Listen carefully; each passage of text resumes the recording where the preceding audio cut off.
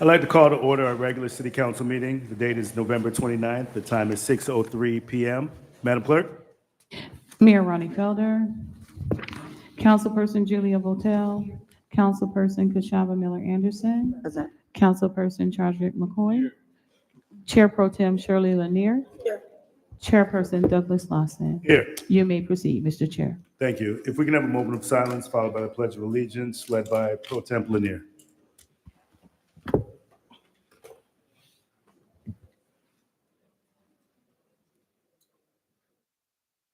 Pledge allegiance to the flag of the United States of America and to the republic for which it stands, one nation, under God, indivisible, with liberty and justice for all. Thank you, Pro Temp. Do we have any additions, deletions, or substitutions to the agenda?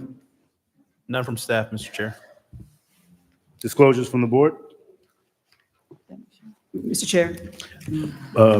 Councilwoman Botel, go ahead. Yes, thank you. I have had conversations with the developers from the item on Military Trail. I'm trying to find the number here. It's, the item on Military, the housing on Military Trail. I think that's it. Thank you. Any other disclosures? Mr. Chair, Councilman McCoy, go ahead. I did have a conversation with the representatives on the Celeste site plan replat, as well as the Mariner Marine site plan and replat. Thank you, Councilman McCoy. Mr. Chair, Councilwoman Miller Anderson, go ahead. I haven't had any additional conversation since the first ordinance reading. Thank you. Motion to adopt the agenda? So moved. Mr. Chair, so Councilman McCoy, go ahead. I would second that motion to adopt the agenda, but I wanted to see if we can move some of these resolutions that stand alone to consent, such as we have, I know our fine men of the fire department are back here ready to present, but I wanted to offer to the board if we could potentially move item 11C to consent.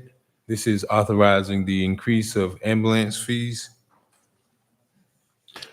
Also 11D, which is the Oceanside Cabana Services and Beach Equipment Rental.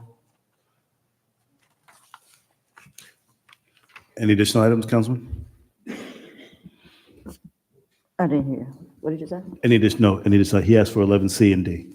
Mr. Evans?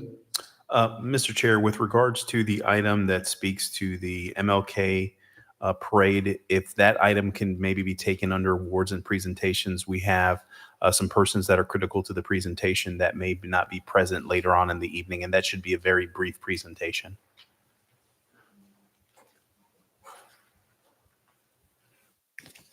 Well, I did want to really hear from Chief Alvin tonight, and You know what? So did I.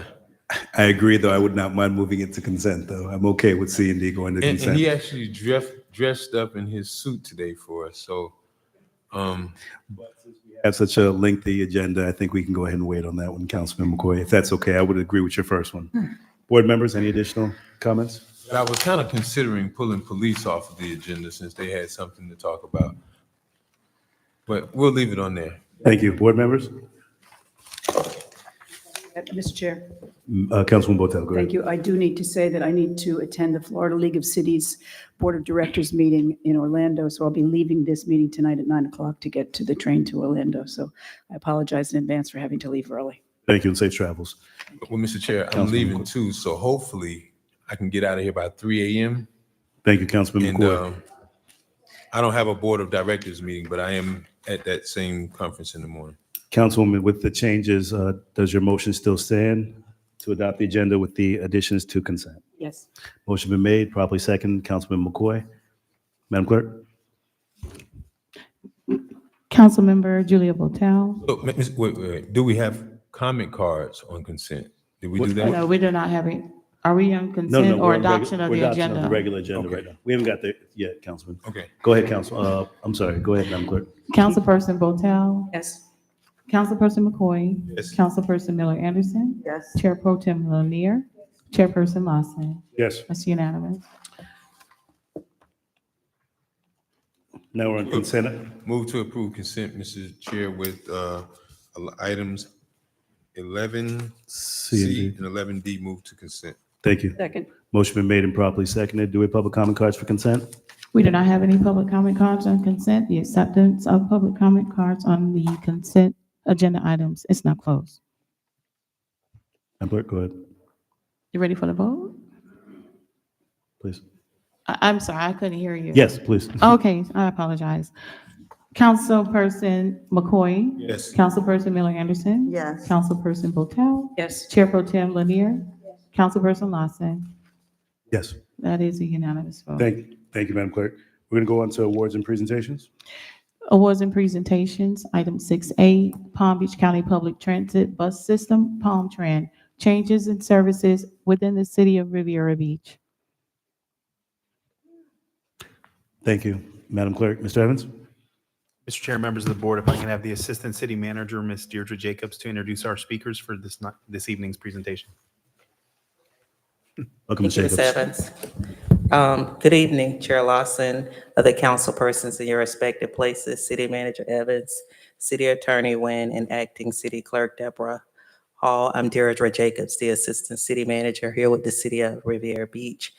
We have certain persons here from Palm Beach County, Mr. Todd Bonlaren, as well as Yash Nagel, who make a presentation regarding changes that, changes concerning bus schedules and routes that are existing here in the city of Riviera Beach. But over the next several months, those particular routes and schedules will be changed. And it is in our interest to learn of those routes, and those persons are here to make a short presentation to the board and to the public. Thank you. Thank you, Ms. Jacobs. Thank you, Assistant Manager Jacobs. Chair Lawson, council members, city administration, Madam City Attorney, Todd Bonlaren, Assistant County Administrator. I'm humbled to be here before you tonight under the unfortunate circumstance that our late Executive Director would have been here in my place. And many of you knew him well. He was a friend to, I think, every single one of you. Some of you were with him until the very end. And Clinton Forbes was a real giant in the transit industry. He was a real giant in Palm Beach County in the work that we do. He is going to be deeply missed, but the presentation and the items we're going to discuss with you tonight, even though he's not physically here with us, his fingerprints are all over this. They will remain all over this, and we will continue to provide the best service we can in his footsteps and his honor. And it's my pleasure to be here with our team. Yash is going to lead us off on the presentation. Christian Ladano is here as well on some of the paratransit items, and Deborah Posey-Blocker from Palm Tran is with us as well. So thank you for the few minutes as we share some of this with you this evening. Mr. County Administrator, Mr. I believe you said a few minutes, right? That's correct. Okay, cool. You got I that just want to right. make sure. Okay. Thank you, Mr. Bonlaren. We know the train schedule very well. Thank you. Good evening. Thank you for the opportunity to come here and talk to transit with all of you and inform all of you about some of the changes that we're making. If we can go to the next slide, please. Is there a clicker? There's a clicker. Oh, I have the clicker. So for the agenda today, we'll talk about the fixed route service changes that we want to make. We'll dive into the connection service that we have, the paratransit ADA service. And then finally, we'll jump into some of the recommendations that we want to make to our service that we currently have in the city and, some of the other areas in the county too. The progress that we've made up to date, this all really began with a Board of County Commissioners workshop in September, where we took these recommendations for their direction, for their feedback. From there, we were directed to go to our Palm Tran Service Board with these changes, where we got approval from our service board members. We were also directed to go to different municipalities, like today, we're at Riviera Beach. We're also going to Wellington. We've been to Palm Beach Gardens. Every area essentially where the changes or where the route is. And then we also presented to the TPA where there was a larger stakeholder audience so we could get feedback. And then finally, we want to be able to early next year take this plan with everybody's feedback back to our Board of County Commissioners so that they can ratify the plan knowing everybody's feedback. Jumping right into the fixed route service efficiencies, on the left side, you'll see that that's the area in Riviera Beach. We currently have a Route 21 that passes through. It goes from Mangonia Park on 45th, Trial Station on 45th Street all the way up to Gardens Mall. It has low ridership. It passes through Riviera Beach. What we want to do is take our Route 33, absorb a lot of the parts of Route 21 where we do have ridership, and then merge those routes. So we want to be able to maintain fixed route coverage by changing the Route 33 in the area and also adding a TNC voucher zone, essentially, which means that any person inside the zone has the ability to get a Uber ride or Lyft ride from their phone and connect to the fixed route, or carry on their journey wherever they might be going. And we'll talk a little bit about how that framework works inside the zone. But really, that's what our plan is. We really focused on the areas that we knew, like Stony Brook, where we knew that there was ridership and we didn't want to take out fixed route services from there. So we made sure that the Route 33 deviated and that they still have that fixed route service. These are a list of all of the changes alongside the Route 21. We also have Route 52 that we have planned for elimination and basically replacing it with a voucher program. Essentially, these are the two big changes that make up the bulk of the costs. Our plan is to take this cost and reinvest into the system in a higher ridership route. For us, that would be a Route 3. And really on the next slide, you'll see why we kind of picked Route 3. We've in the past seen routes that have high frequency. Frequency is often associated with freedom. When you have higher frequency, you don't have to go out and wait for the schedule. You kind of just go out there and take the bus because it's arriving more frequent. You don't really have to wait around for it. So previously, not only have we seen that high frequency routes gain ridership, we had a Route 43, which was every 30 minutes, and we essentially made it every 20 minutes, and we saw a large ridership increase in that. We're taking the same model from that to Route 3, where we want to make it every 20 minutes instead of every 30 minutes. And then we believe that would allow us to have a higher ridership or a higher return on that.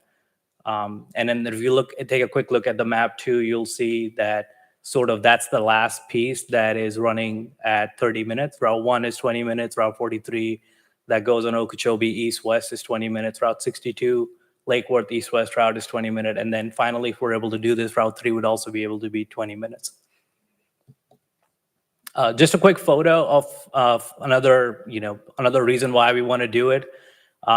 This is a picture that was taken from the live camera. It has, as you can see, overcrowding issues on it. It's a great thing in terms of ridership, but in terms of passenger convenience, obviously not that great. So when we increase the frequency, we would add more buses to this route too, which will allow the passengers to have more convenience. They would have sitting down room in addition to more frequency.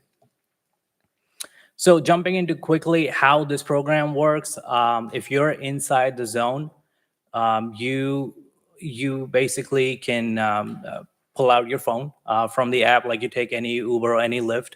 You pick up you select your origin where you are, and then you select your destination where you want to go. Either your origin or your destination has to be a predetermined location, which essentially means that a bus stop in the area. So for example, if you're at your home and there's a grocery store that currently is a bus stop, you could travel there.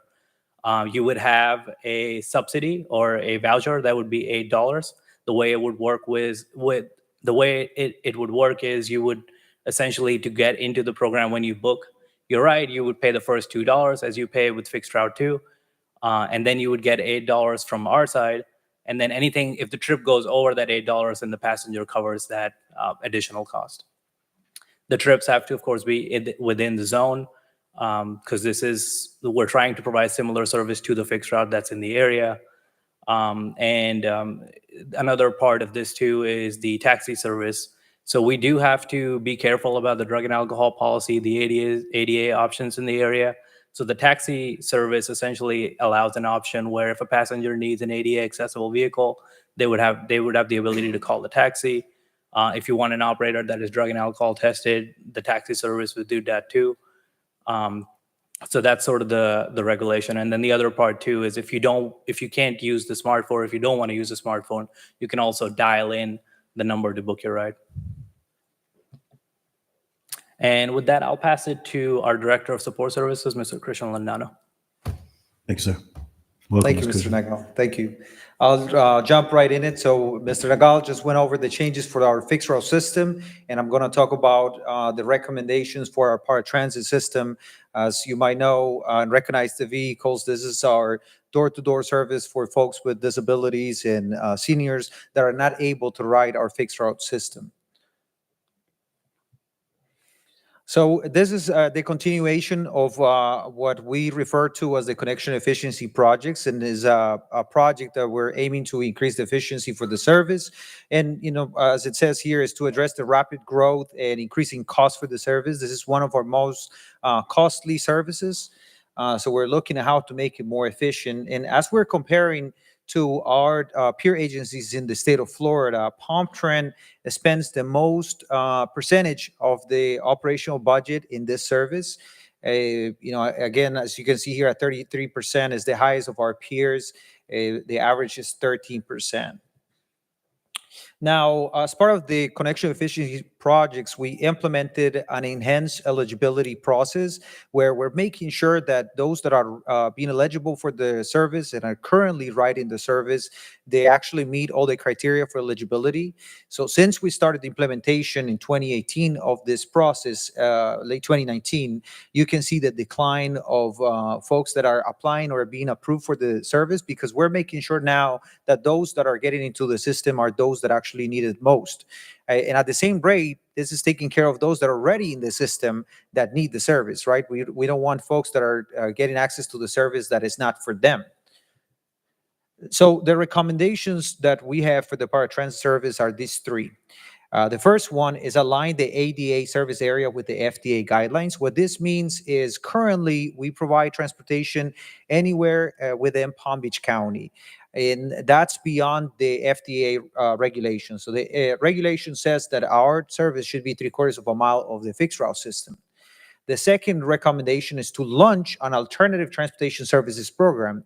Why is this important? Because as we're moving towards our federal requirement, which is 3/4 of a mile of our fixed route system, we don't want to. We want to make sure that those folks that will be affected, they will still have an option for transportation, and that's what the alternative transportation services will be. And I'll go in more detail into what that service entails.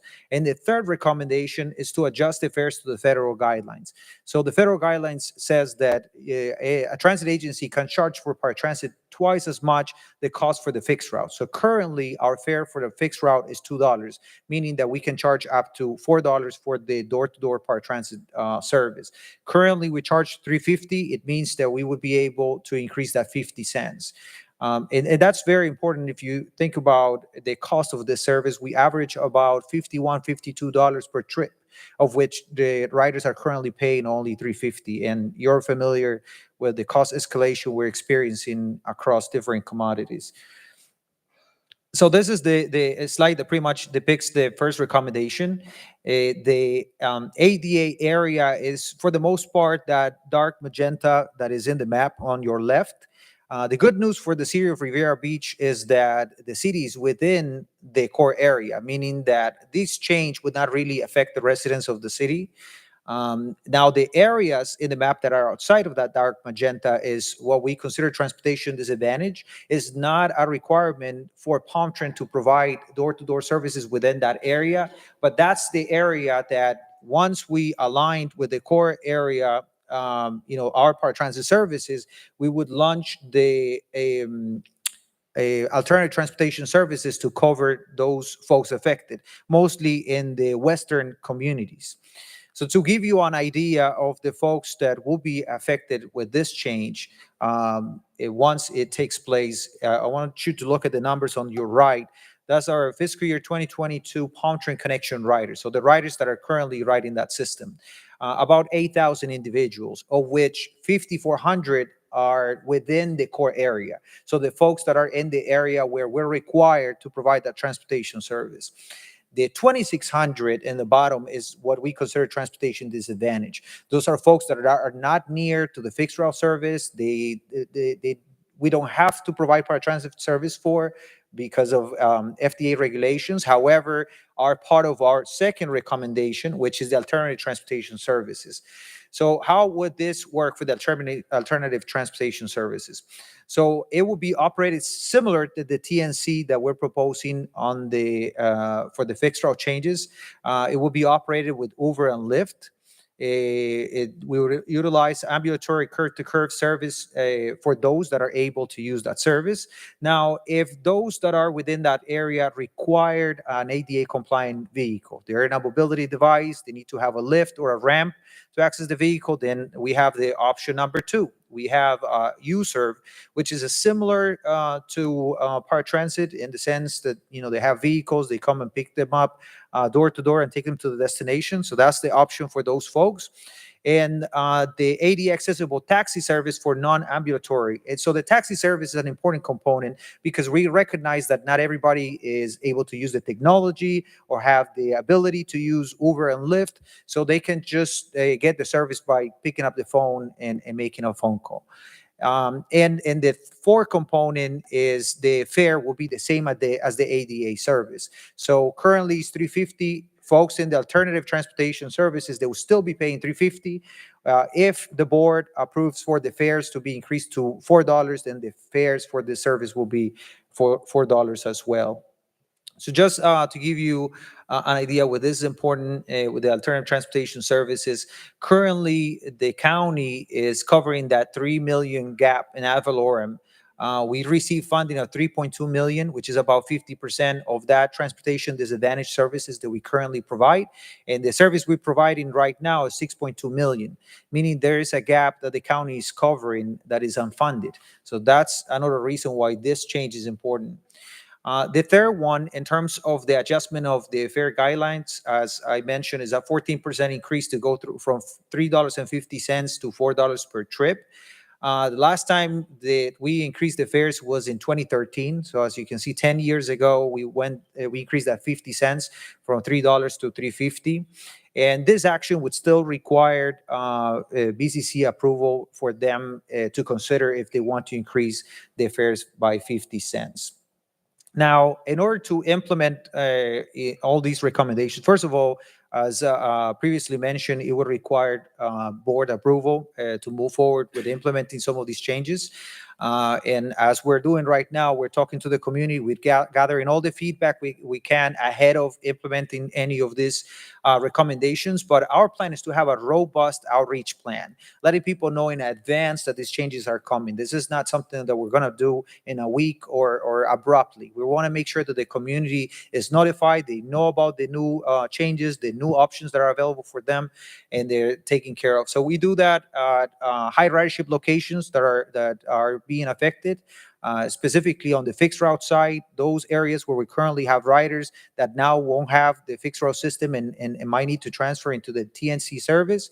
We'll be out there talking to them. We have our guidebook, mailers, social media, website, Tran app. We have messages for those that are subscribed to our updates, as well as onboard audio and video announcements. So people that are currently riding the service, they will see these things in the infotainments that we have in advance. And lastly, municipal coordination on public meetings such as this one.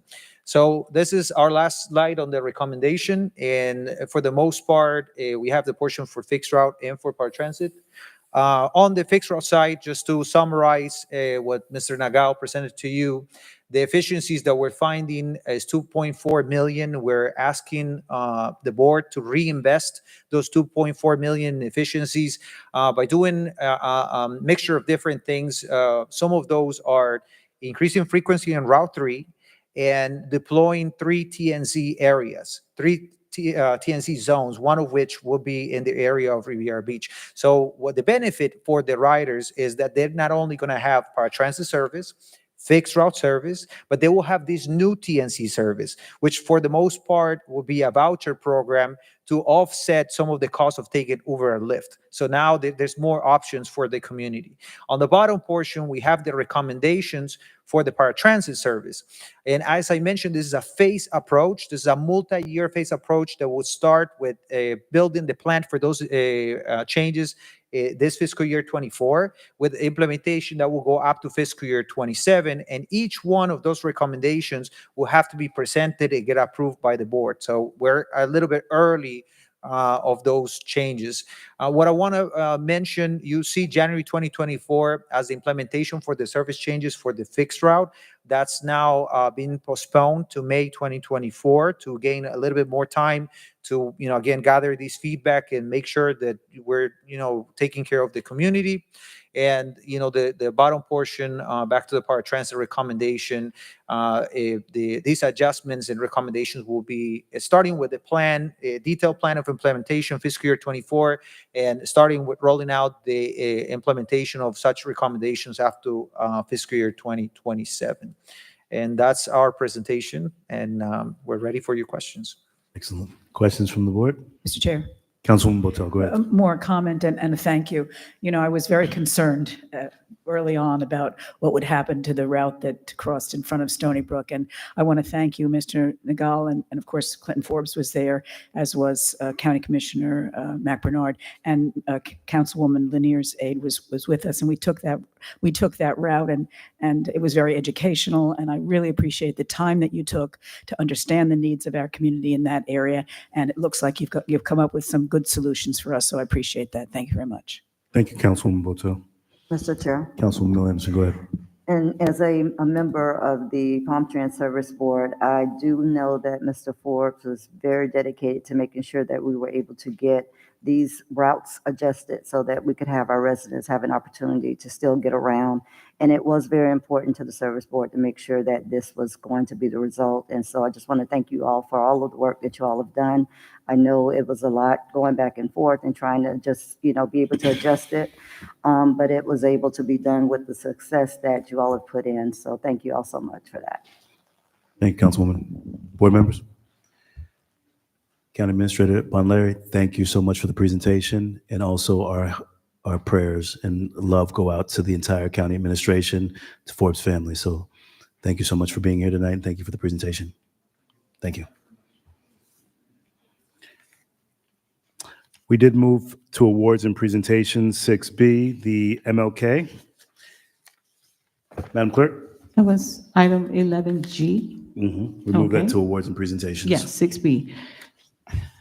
Resolution number 170-23, a resolution of the City Council of the City of Riviera Beach, Palm Beach County, Florida, authorizing the temporary closure of Dr. Martin Luther King Jr. Boulevard and certain portions of other ancillary streets, authorizing a contingency route, authorizing staff to submit the appropriate Department of Transportation permit applications for the 40th Annual Dr. Martin Luther King Jr. Holiday Parade, and providing for an effective date. Mr. Chair, we do not have any public comment cards for this item. The acceptance of public comment cards for this item is now closed. Motion approved. Second. Thank you. Motion been made and properly second. Mr. Evans, we moved it to awards and presentations. Are you going to be looking for action tonight? Yes, Mr. Chair. Okay. Thank you. Go ahead, Mr. Evans. Mr. Chair and members of the board, if I can ask for the special events manager, Miss Aladia Franks Edwards, to make this presentation to the board.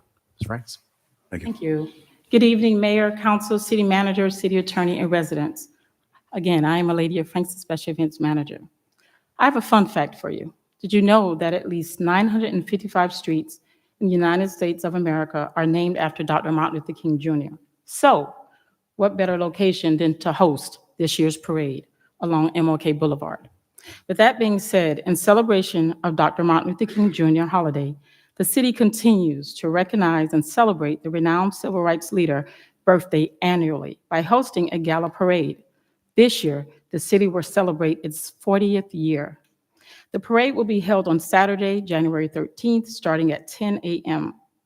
Due to the upcoming construction, the previous viewing location along Blue Heron and Avenue L is not available.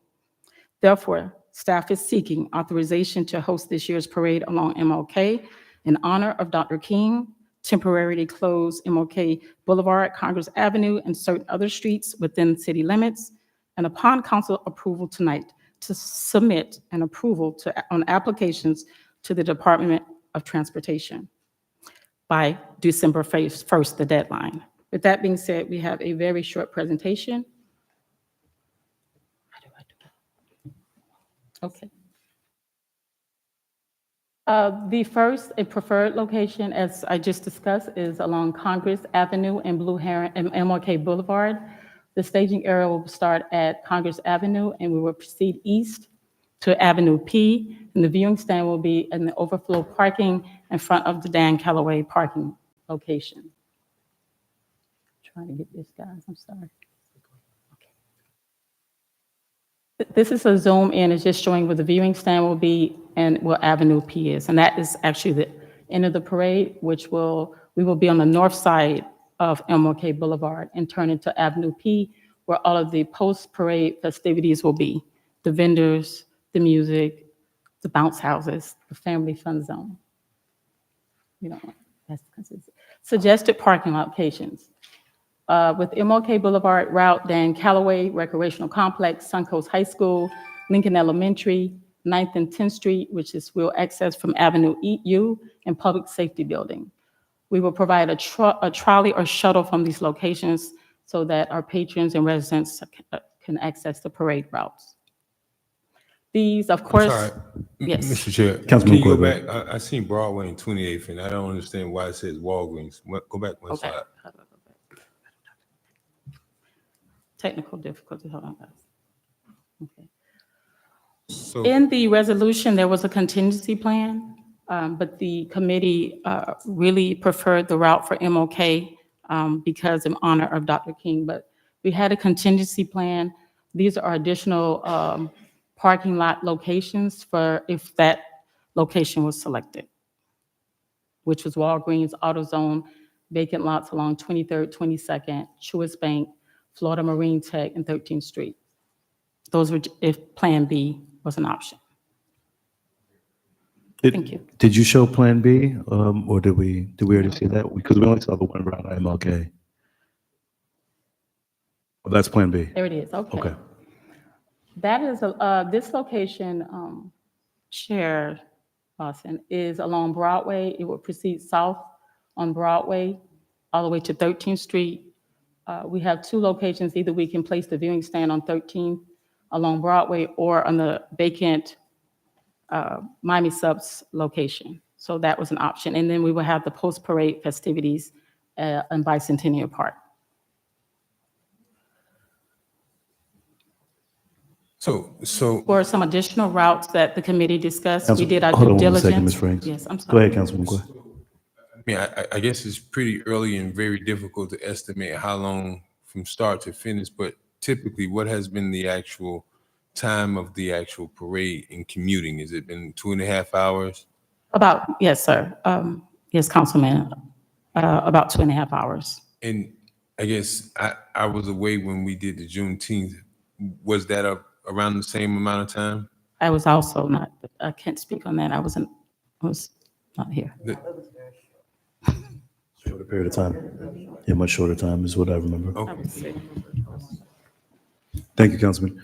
Ms. Go There ahead. was a question about the length or amount of time on the Juneteenth. Yes. It was about 3 hours.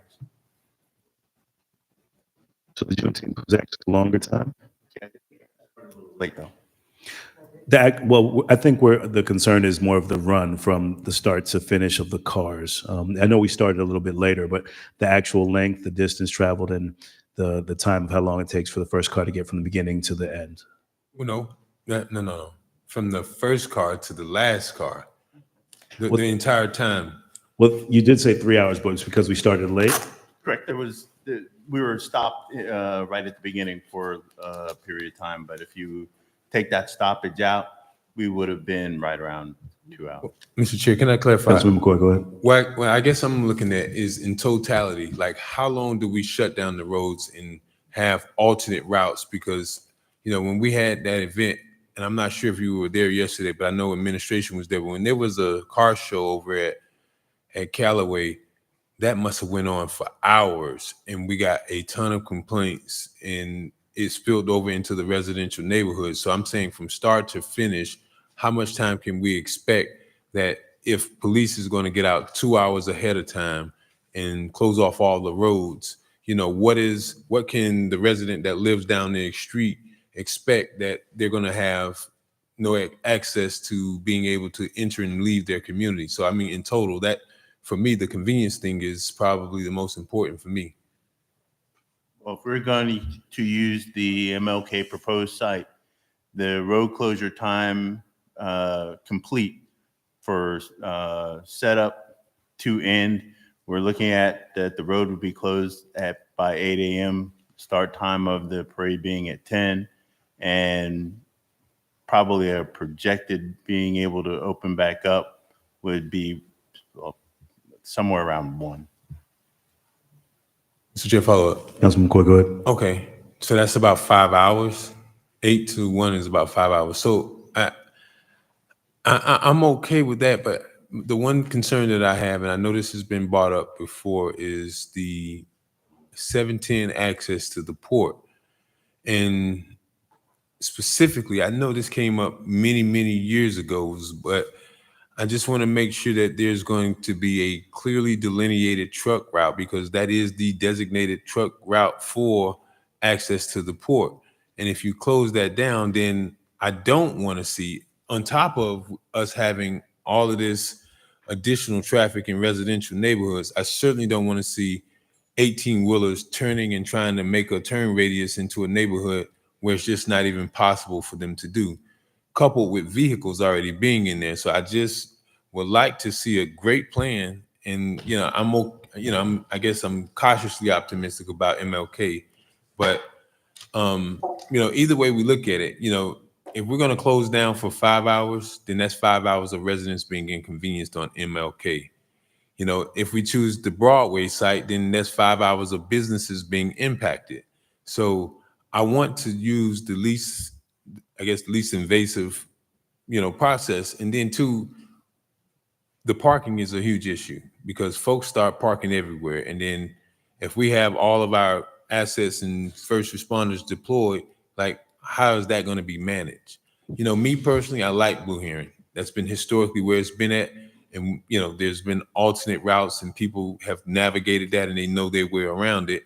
And then there was ample parking, but I just don't want us to. And then, I actually brought this up before. There was a bill in the legislature that specifically made municipalities responsible for if they created any kind of resolution or ordinance that in effect impacted their business. And I don't want to, for the sake of us moving it because Avenue L is, and I don't know what's going on with Avenue L other than the fence has been placed there, but there's not any actual construction related activities going there right now currently, is it? Mr. Chair, if I may. Mr. Evans, go ahead. There's no construction related activities. I believe there's some testing that's being done on the site, soil testing and the like, but there's no construction related activities, but it is fenced off. Okay, that's all I have. Thank you, Councilman. Mr. Chair, Ms. Miller Anderson, go ahead. I'm not sure if you all are going to go into each of the additional parade routes, but I was just looking at the Australian Avenue route. If you're talking about having cars parked, and that would look to me to be the most reasonable one where they're not really impacting the residents as much. It's still nearby the neighborhoods for people that if they need to walk, if they don't have transportation. And we could actually turn up 13th Street on Australian to go to Tate's if that was going to be the ending location as well. I'm just thinking about the Broadway. I like Broadway. I remember we used to have the Christmas parades on Broadway. But the concern would be the traffic in the neighborhood right off of Broadway between 28th and Blue Heron, as well as the other part, the south side. What were your thoughts on the Australian route? Did you all have anything on that? The Australian, number 5 or number 6? Either one. Well, more so 5. One that was a considerably longer route. When we looked at that, we got a bunch of suggestions. Well, I take that back. I'm sorry, not even to go to stay away from MLK, to not even, I guess I'm modifying your route here. I was thinking more of like Blue Heron and Australian to maybe 13th and Australian, and then come up 13th to Tate's.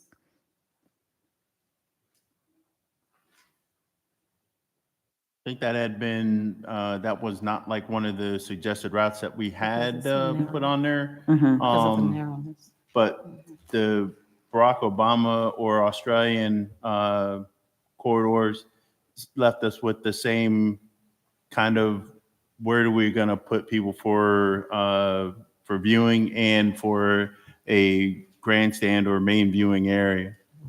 Okay. And there were still the railroad tracks.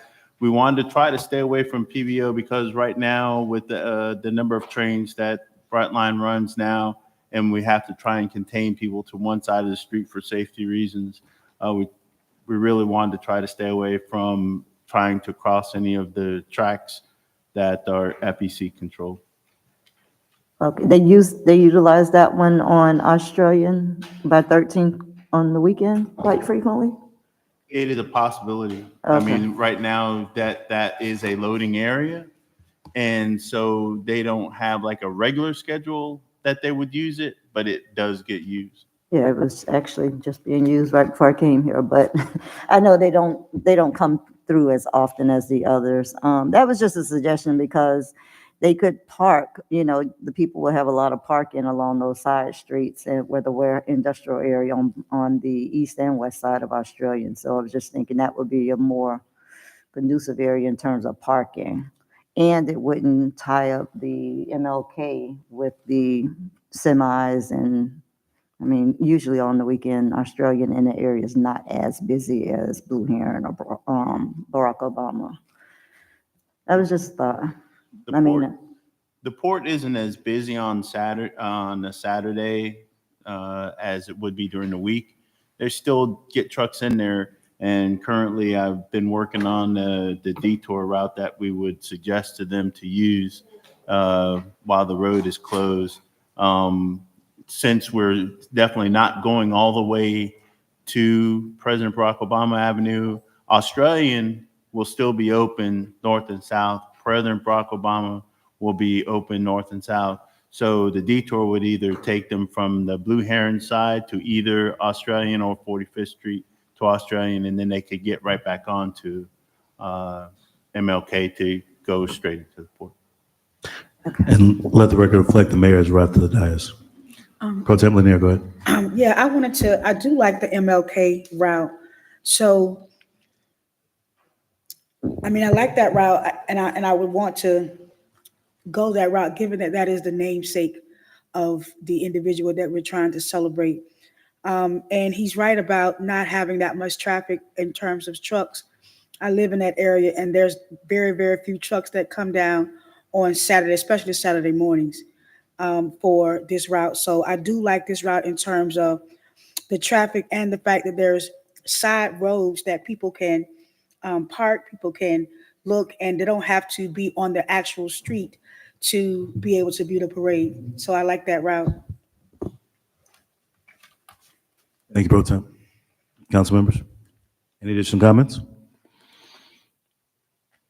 Do we have any public comments for this item, ma'am? We do not have any public comments for this item. No comment cards. So what's being proposed is the route down MLK. This is the resolution that's being currently proposed that they want us to vote on now. So board members, Madam Clerk? Councilperson Botel?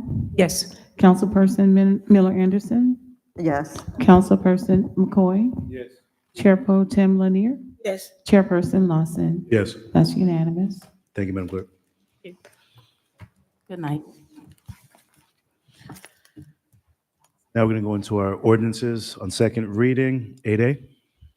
Item 8A, ordinance 4237, an ordinance of the City of Riviera I'm sorry, an ordinance of the City Council of the City of Riviera Beach, Palm Beach County, Florida, approving an application ZA-22-0003 from JS12 Real Estate Holdings LLC applicant, requesting a zoning map amendment to rezone the western portion of the subject property from the downtown general DG zoning district to the downtown core DC zoning district, and providing for an effective date and for other purposes. Mr. Chair, we do not have any public comment cards for this item. The acceptance of public comment cards for this item is now closed. Motion to approve ordinance number 4237. Motion been made and properly seconded, and let the record reflect Councilwoman Millian, she left the dais. Welcome, Mr. Sermons.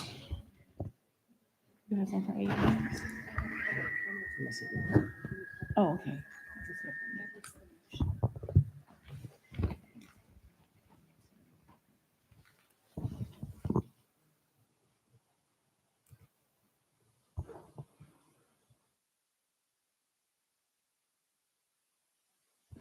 Good evening, Mr. Chair. evening, Clarence Sermons, Director of Development Services for the City of Riviera Beach. If you could give us just a moment to get the PowerPoint up for your viewing pleasure. Thank you.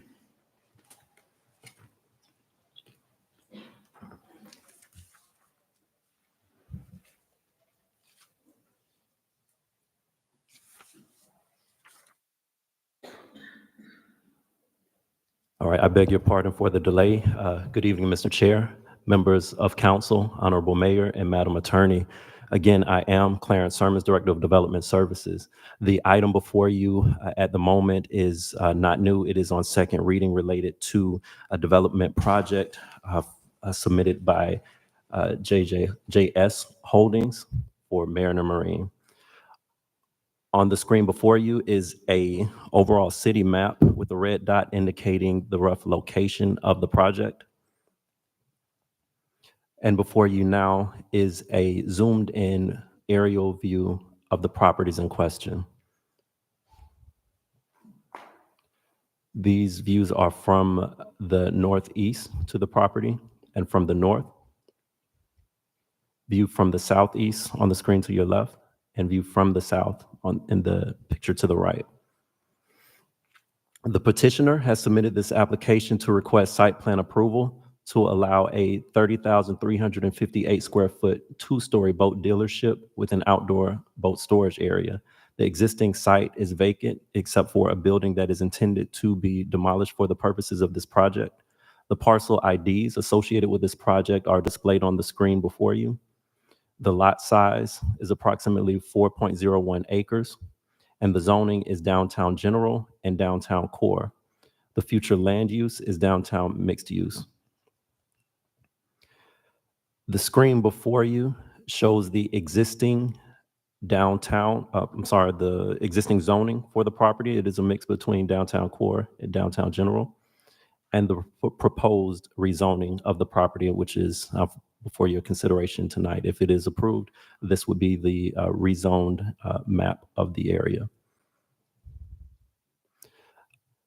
The second ordinance on second reading under your consideration this evening is for an abandonment of the alleyway that traverses the properties subject to this proposed development. They are depicted on the screen before you. The proposed project has been reviewed by city staff as well as professionals listed in various other organizations, multiple city departments, as well as outside reviewers, engineering firms, the Florida Department of Transportation, Palm Beach County Traffic, and the South Florida Water Management District. Staff has reviewed this rezoning request as well as the roadway abandonment request and finds that it is consistent with the requirements of our code. The project was also reviewed by the city's CRA board and was found to be consistent with the goals and objectives of the adopted Riviera Beach Community Redevelopment Plan. And this project was also properly noticed according to state statutes as well as city ordinances. The city did receive 2 communications from the community regarding this project. There were 2 emails that the city received in opposition to the project. Those persons who submitted those letters of opposition did meet with the developer, and their concerns were resolved based on the statements of those applicants and the developer, and they added some changes and a condition to their site plan to reflect what was discussed between them and those community members. And that will, again, that will conclude the substantive content of this presentation. The staff recommends City Council approve this application based on the following condition: that the privilege fee associated with the abandonment shall be paid within 30 days of approval by City Council. And this would be a condition of the site plan that's associated with the abandonment ordinance. That is the next item on your agenda. And that would conclude the staff presentation on this item. Thank you, Mr. Evans. Madam Clerk, do we have any public comments? We did not have any public comment cards on this item. Thank you. Board members? And Councilwoman McCoy. I'm sorry, Mr. Chair, if I may, Yes. the applicant is present and ready to present, if it's your pleasure. Thank you. Councilwoman McCoy, go ahead. Thank you, Mr. Chair. So, Mr. Simmons, you were actually just speaking to the fee privilege. That's what I was going to ask. I didn't see an appraisal in here. How did that come about? So the ordinance outlines how the privilege fee is to be calculated based on the county appraisals of those parcels, and there's a formula based on those valuations done by the county. The applicant submitted that information based on our formula, and it was reviewed by city staff to be verified as correct, and that is how the privilege fee was calculated and verified. And that's per our abandonment ordinance? Because I know I've seen other cases where we've had a full-fledged appraisal. Certainly for the Villians property, we had an actual appraisal report for that actual property. The ordinance requires or outlines that the valuations of the property are to be done based on the county property appraisals of the parcels in question. Okay. Thank you. Thank you. Board members? Madam Clerk? Councilperson McCoy, Yes. Councilperson Miller Anderson, Yes. Councilperson Botel, Yes. Chair Pro Tem Lanier, Yes. Chairperson Lawson. Yes. That's a unanimous vote. Thank you. 8B? Item 8B, ordinance 4238, an ordinance of the City Council of the City of Riviera Beach, Palm Beach County, Florida, approving a request from JS12 Real Estate Holdings LLC applicant requesting an abandonment AB-23-0001 of the following right-of-way segment, the plus or minus 20 feet alley right of ways, utility easements, and required right of way dedications along Broadway and Avenue E in Riviera Beach, Florida, attachment A, and providing for an effective date and for other purposes. Mr. Chair, we do not have any public comment cards for this item. The acceptance of public comment cards for this item is now closed. Motion to approve ordinance number 4238. Second. Thank you. The motion has been made and properly seconded. Thank you, Madam Clerk. Mr. Evans? Mr. Chair, members of the board, if I had the Director of Development Services, Mr. Clarence Sermons, to make this presentation. Thank you, Mr. Manager. Mr. Chair, the previous presentation did cover this item, and staff has no additional presentation materials related to this one. Council members? Mr. Chair. Councilman, go ahead. So, Mr. Simmons, who on in your development staff team verified the calculation? It was multiple persons on my staff, and then it was sent to the finance department to corroborate development services findings. So it was at least 3 different staff members that reviewed the numbers submitted by the applicant. Okay. Thank you. Council members? Madam Clerk?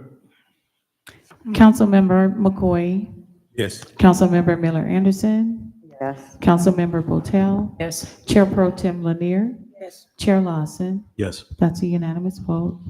Mr. Chair, Councilmember McCoy, go ahead. can we go ahead and grab the site plan that's associated with it now? So since he's already given us the presentation on the abandonment and the rezoning, I think we could just probably pull that item just right on up and dispose of it with a simple. I believe we had this conversation in my agenda review, but Attorney Nguyen, please go ahead. You have to dispose of all of your ordinances on second reading first. Unfortunately. Okay. Thank you. 8C. Item 8C, ordinance 4235, an ordinance of the City Council of the City of Riviera Beach, Palm Beach County, Florida, amending Chapter 10 of the city's Code of Ordinances entitled Licenses and Business Regulations, Article 5, entitled Business Tax Receipt, Section 10-150, entitled Classifications and Rate Structure, by increasing business tax receipt rates by 5% for all business tax receipts, providing for conflicts, severability, and codification, and for providing an effective date. Mr. Chair, we do not have any public comment cards for this item. The acceptance of public comment cards for this item is now closed. Motion to approve ordinance number 4235. Second. Motion been made and properly seconded. Mr. Evans? Mr. Chair, members of the board, if I could have the Director of Development Services to make this presentation. Thank you, Mr. Manager. Good evening again, Mr. Chair, members of council. This item, again, is before you on second reading for your consideration of the increase of the business tax receipt rates as is allowed by state statutes. We had a extensive discussion on this for first reading, and we have brought it back to you for a second reading with no changes. However, I will allow Operations Manager, Ms. Grace Joyce, to give a quick refresher and overview of what this ordinance does and its benefits. Ms. Joyce? Thank you, Mr. Sermons. For the record, my name is Grace Joyce. I am the Operations Manager. Thank you, Councilman Lawson, and then the board and Madam Attorney and Mr. Evans. One of the things that I wanted to just remind the board that we discussed was the increase of the 5% for the business tax receipt and how it impacts the businesses in the community. We did discuss that 1/3, approximately 1,300 plus or minus business tax receipts are actually rental receipts, residential rental receipts, and they would be impacted at $1.52 per year. That's what that 5% increase would amount to. In this past fiscal year, from October 1st to September 30th, we processed 3,192 invoices. And of those 3,192 invoices, 2,830 were for $1,000 or less. So the average impact on those types of business tax receipt would be anywhere from $1.52 up to $50. The remaining ranged anywhere from $1,001 up to $1 million. So we had such a wide variety, it's very difficult to come up with what that average would be. But I think it's important to just point out a couple of the businesses that we do a lot of, or that are large businesses. For example, freight companies. We have several within the city of Riviera Beach, and they are assessed a business tax receipt based on not only number of vehicles, and it's on a scale, but also number of employees. So the more employees you have, the more money you will pay. But the scale gradually goes down to a per vehicle charge. So let's say, hypothetically speaking, you were a business and you had 20 vehicles. Your business tax receipt would see an increase of $23.40.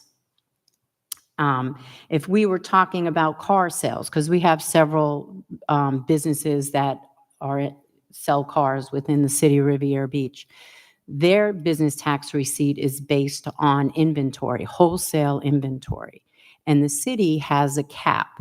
within our business tax receipt, we cannot collect on anything over $4 million.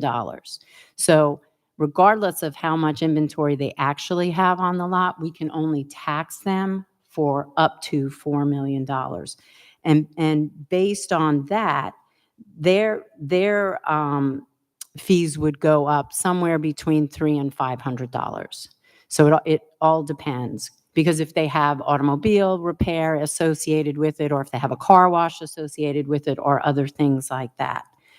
The other thing I wanted to point out is, goes back to our residential rentals. In a positive note, the city has seen an increase in business rental prices of 8% over last year. So residential rental rates increased at 8%. We're suggesting that the business tax receipt go up 5% again, which is about $1.52. I tried to come up with a variation of examples of things and how it would affect different businesses. But if you have any other questions, I'm happy to answer them. Anything specific. Thank you, Ms. Grace. Council members? Sure. Councilwoman Botel, go ahead. Thank you. Just, I think you may have said it and I might have missed it, but I know in our agenda review, I was told that it's been how many years since we increased the business tax? Since 2015. So it's been quite a while, almost 10 years. So I think it's probably about time. Thanks. Thank you. Councilwoman McCoy, go ahead. That's the worst rationale that I've ever heard in my life, just because it's been 5 years. We've just actually went through a whole pandemic of people still recovering. And I would much rather have a better reason than saying we need to raise money than to say just because it's been 5 years. There's this process of inherent belief that we just need to raise taxes just because we haven't did it in a while. Taxes should be levied to fund government services, not just because we need to grab more money. So I can't subscribe to that. I share with you respectfully, Mr. Sermons, that I wasn't going to be able to support this item. But Ms. Grace, since she was asking about questions, I specifically pulled up the business tax receipt fee schedule. And I think I've had this conversation with you before. And there are a number of different businesses under state statute that are exempt and don't even have to apply for a business tax receipt, but yet we still have them on here. And I'll give you an example.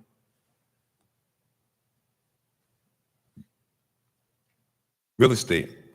So specifically, real estate broker, and I see that listed as, I guess you have a code of BR011.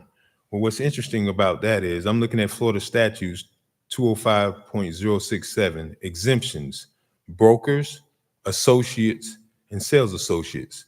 And it reads, number one, an individual licensed and operating as a broker associate or a sales associate under Chapter 475 is not required to apply for an exemption from a local business tax, pay a local business tax, or even obtain a local business tax receipt. So if the state says that real estate brokers shouldn't even have to apply, obtain, or even get one, why do we even have it on our fee schedule? May I, Chair, respond? Ms. Grace, go ahead. Everything you said is absolutely correct, and you and I have had this discussion on several occasions, and the answer to that is they are exempt. However, the office is not. So the real estate office gets a business tax receipt, but the broker, agents, or anyone who is within the office do not. Well, that's where I would disagree with you, because there are a number of other different professions that don't require a business tax receipt. An insurance agent does not require one, and an agency does not require it. But you're saying if the agent is not required to have one, the agency is not required to have one under state statute, just because they're in a physical office, the office has to have one? Yeah, I'm not saying that. That's what the state law says. I'm just responding to your Please share it, answer. because I don't see it. And that's the issue. I had a corporation and an LLC operating out of one physical location. And then I had the fire inspector to come in and say, well, you have to pay 2 fire inspection fees. I was like, how bizarre is that? If it's one location, a corporation and LLC operating out of it, that's the most bizarre thing. I mean, you can say what you want to say. I just think that we always find a way to try to justify it. And in the plain language, right? I don't see that and have not seen that where even in the office, that the office is responsible for that. In fact, I found specifically just through a regular old, and actually Escambia County lays it out pretty well. Businesses not required to purchase a business tax receipt. Real estate agents are not required to do it. And it even goes on to say, insurance agents or offices do not need a business tax receipt. So I'm confused. The agent doesn't need one, the agency doesn't need one, and then the office doesn't need one, but some kind of way we have it in our business tax fee schedule. Again, if I could, the way that we implement or we take whatever the state statute says and we translate that into our ordinances. Whenever they change, we try to update and change as well. Insurance companies are regulated. Different. Yes, are You got totally, insurance yep. agents, agencies, and then companies are totally different. But we do not charge them business tax receipts because we go through, Department of Financial Services. thank you, sorry. And they collect, and then they send us the information of all of the agencies that are licensed within the city of Riviera Beach. But again, the code, the state statute is very clear. It does not exempt the office for real estate agents. It only exempts the professional license requirement for the agent and the broker. Just like, for example, if it was a doctor's office that came in, each professional Has to have their own license. has to have their own license. I understand that. And then the office has to have a license. So it's no different. It's just they were able to lobby the state to say that real estate agents and brokers no longer require a business tax receipt. Okay, thank you. That's all I have. May I address just one other thing that, if I could? Give me 1 minute, Ms. Thank Grace. you. Let's see if Thank any of my you. council I members have appreciate any that. additional questions. Thank you very much. I think it's important to note Well, that. give me 1 second, Oh, I'm Ms. so Grace. sorry. No My worries. apologies. Did any of the other council members have any other questions for Ms. Grace or for Mr. Simmons? Go ahead, Ms. Grace. I'm sorry. Thank you. Again, my apologies. I think it's really important to note, and we didn't really talk about this, but we terminate hundreds of business tax receipts for non-payment every year. And at this point, you know, again, we are lucky enough to have been able to be given funding to hire our own officer to go out and do inspections on this, but we have to pay for it somehow. And you're right. And by increasing the business tax receipt, that allows more funding to come in to allow us to then be able to do the enforcement that we have not been able to do up until this point. And it's a cycle that funds itself. So if people are operating within the city of Riviera Beach and they are not participating in filling the potholes in the streets, repairing the lights, and all of the other fees that, or all of the other items that can be utilized using business tax receipt fees, we want them to participate. So we need the feet out on the street, and this will help us do that. Follow-up. Councilman McCoy, go ahead. So, Mr. Evans, Ms. Grace, so the community inspector's position was actually created based off of the estimated or projected increase for the BTRs? Was that funded based off of that? Mr. Chair, if I may. Simmons. The need for the inspector was identified prior to this increase coming forward. But as the timelines merged, we did identify that as one of the reasons we believe it is appropriate timing for us to make this increase in the fees. But they were separate items that came forward. Okay. Thank you. Thank you, Mr. Simmons. Thank you, Councilman. Council members? Madam Clerk? Councilmember Botel, Yes. Councilmember McCoy, No. Councilmember Miller Anderson, Yes. Chair Pro Tem Lanier, Yes. Chairperson Lawson. Yes.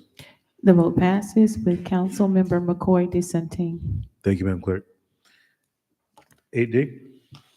Item 8D, ordinance 4196, an ordinance of the City Council of the City of Riviera Beach, Palm Beach County, Florida, amending City Code of Ordinances, Chapter 27, Planning, Article 2, Administration, Section 27-31, entitled Created, Members, Quorum, Term, Vacancies, Removal, in order to change the title of the section, provide guidance on procedures for appointment of regular and alternate members, establish the number of members and alternate members, and establish general qualifications for board membership, and amending Chapter 27, Planning, Article 2, Administration, Section 27-33, General Duties, by amending the reference to the Planning Board and adding board member participation and training to the list of general duties of the board, providing for applicability, conflicts, severability, and codification, and providing for an effective date. Chair Lawson, we do have one public comment card on this item. The acceptance of public comment cards on this item is now closed. Motion to approve ordinance number 4196. Second. Motion been made and properly seconded. Mr. Evans? Mr. Chair, members of the board, if I can have the Director of Development Services, Mr. Clarence Sermons, to make this presentation. Thank you, Mr. Manager. Thank you again, Mr. Chair.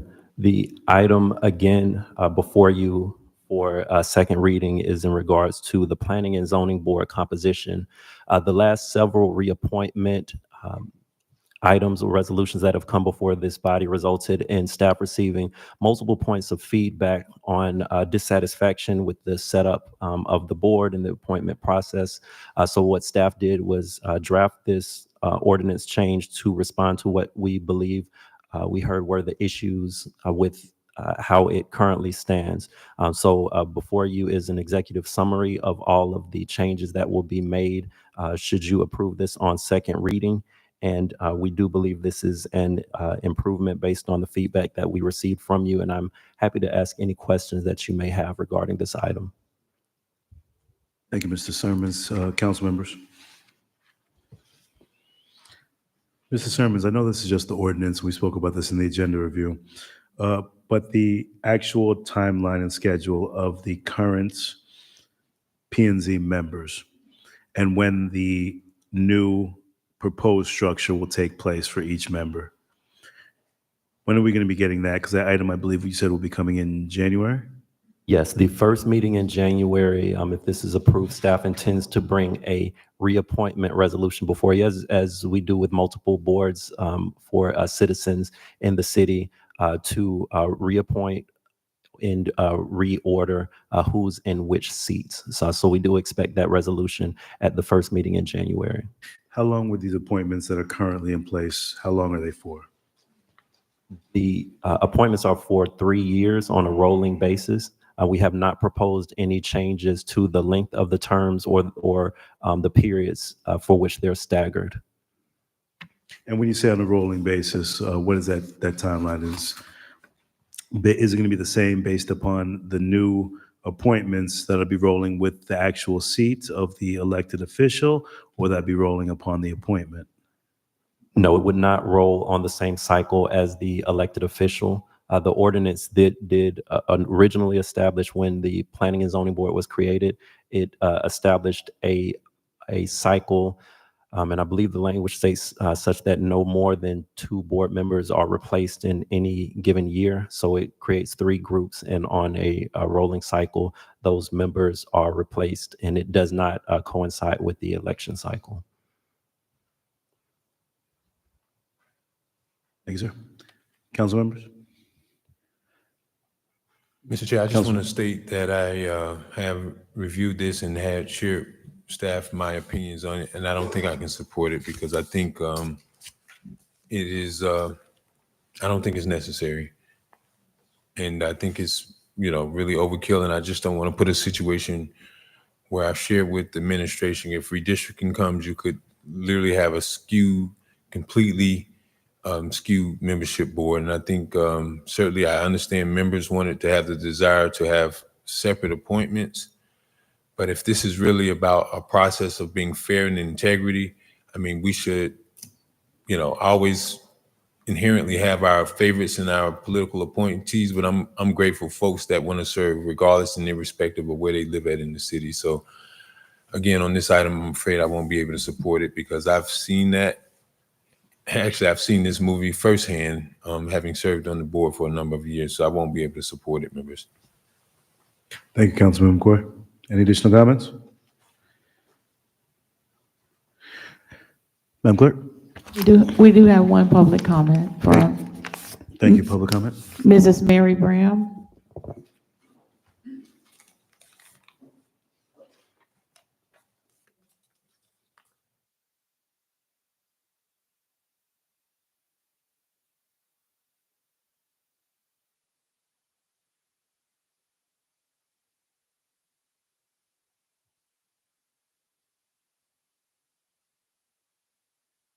Good evening, Board. Miss Mary Brown, Riviera Beach. I have some reservations about this, as well as some comments for you as elected officials. This board here is the most critical board in the city. It brings projects in, it brings how we set up, how we line up our city, and what we as a city look like. That is that inclusiveness of our children, as well as the whole compass of the city of Riviera Beach. We need temperament. We need morals. We need character. We need readers. And we need a board that represent to know what it's like. Homeowners that pay taxes, homeowners that pay insurance, homeowners that keeps their properties up. Homeowners sees what we as stakeholders see in how we position our city. It should not be a board that should be based on who you want. This should be a board that is weighed just like I am going in to apply for a job, but only I am a volunteer. You as a board should look for all of those ingredients when you position people in these boards here, because they are a representative of you, and they can make you look bad, or they can make you look like you know what you're doing. And it is time out for this friendship buddy system pack. This is why we are in the pickle jar that we are in today. So I want you to think on these things here, because it is beginning to be a new tide that's going to flow in here. So think on these things. Thank you. Thank you for comments, Ms. Brown. Madam Clerk? Councilmember Miller Anderson. Yes. Councilmember Botel. Yes. Councilmember McCoy. No. Chair Pro Tem Lanier. Yes. Chair Lawson. Yes. Okay, that item passes with Councilman McCoy dissenting. Thank you, Madam Clerk. Madam Clerk, how many public comment cards do we have tonight?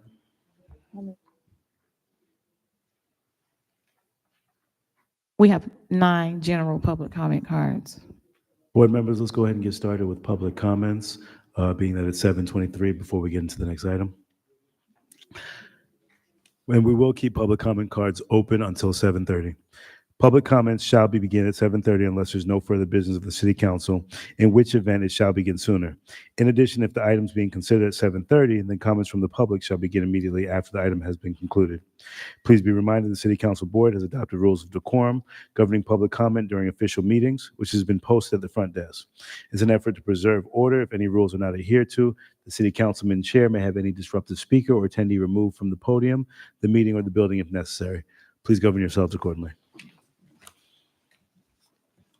Madam Clerk? Okay, Mr. Chair, we have Chuck Jones, Anya Goldwire, and Cindy March.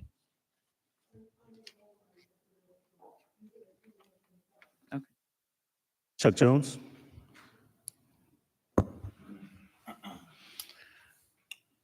Welcome, Mr. Jones. Excuse me? Welcome. Welcome to the meeting tonight. Glad to be here. Thanks for giving me the opportunity. Mayor, council, town manager, assistant managers, everybody. Anyhow, I've called several of your offices this week.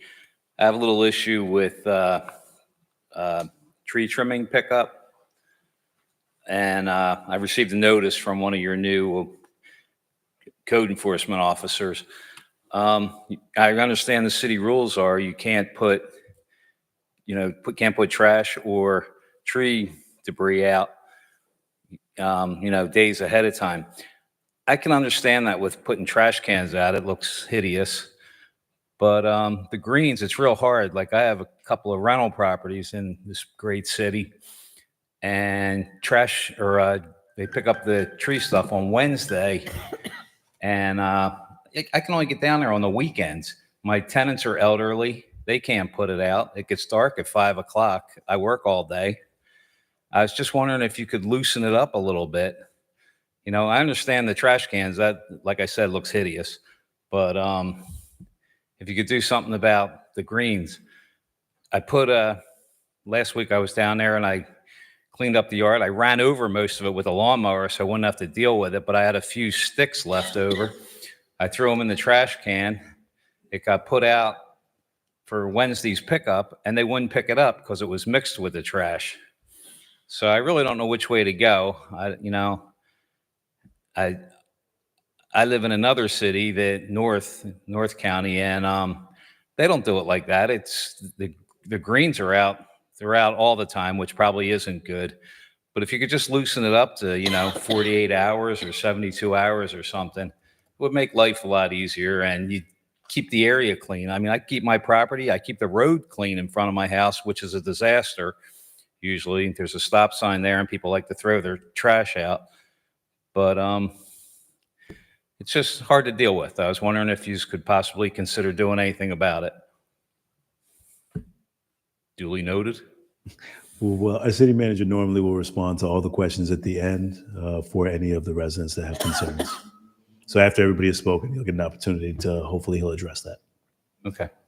Thank you, sir. Thank you. Thank you for your time. Thank you for coming on. Thank you. Cindy March, and she will be followed by Lloyd Brown and Kevin Holmes.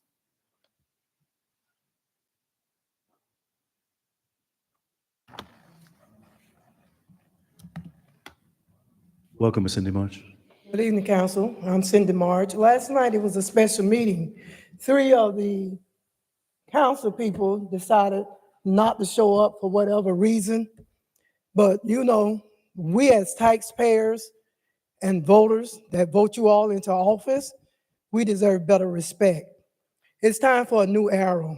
And the reason why I came out last night was to speak about the disqualification of several candidates that was qualified and then disqualified, and also for your clerk to have to resign.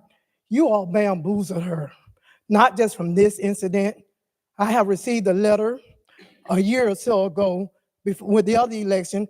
You all supposed to have to send the letter to Miss Julia Botel, but you messed around and then sent it to my address. And I still have that original letter. Between Botel, Lanier, and Kashama Miller, it's time for a change.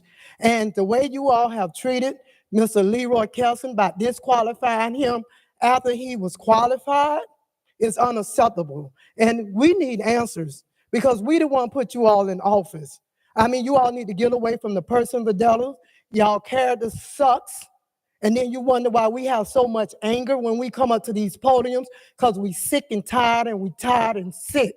Enough is enough. I'm glad to see Glenn Spears is on the map, because you all ran on clean water, infrastructure. You all did everything but that. You all have caused nothing but chaos. Everybody is not to be a leader. You have to be transparent. You have to be honest with yourself. You got to get away from the person Videla. You all allowed Jonathan Evans to come back here, and you all have shown nothing but corruption. You was found in federal courts on the Lady March that you all was corrupt. She had 4 cases. If she didn't win none, she won the corruption cases. When are we going to stop? When are we going to stop? This is not 2 separate cities. Singer Island and Riviera is one city, and we need to treat it like that. I don't care what color you are. We, black, white, green, or purple. Everybody deserves a fair chance. And this is why these young men hanging with their pants down and their hair roped up around their head, because you won't give them a chance. A decent person. I hope it get right. and I hope it get right real soon. What comes up must comes down. What's in the dark won't be in the light. And Botel, you was on the news the other week saying you was stepping down. Now you decide that you want to run. You can do whatever you want to do with that smirk on your face. But always remember, it's a God. And he going to deal with you. And all we got to do is be still and know who God is. Because it's coming. Thank you for your comments, ma'am. Notice to all residents that public comments are now closed. Go ahead, Madam Clerk. Lloyd Burke, Kevin Holmes, and Flashia Servants. Welcome, Mr. Brown. How y'all doing? I can't really get on the council case. And I mean, because it's not just the council. You know, I ride around and I see, I can say something about the code enforcement, about everybody, but you don't give us enough time. I was wondering when I can get about 30, 40 minutes to talk, but it'll take me about 2 days to say everything I want to say. But in 30, 40 minutes, I'll probably get out a lot of this. But you know what? I see my friends I grew up with hanging on the corners and what they'll be sitting there saying, discussing the government. And then when you say, why don't you go over there? Oh man, the government gonna do what they want to do. And then they'll say, black people, we don't stick together.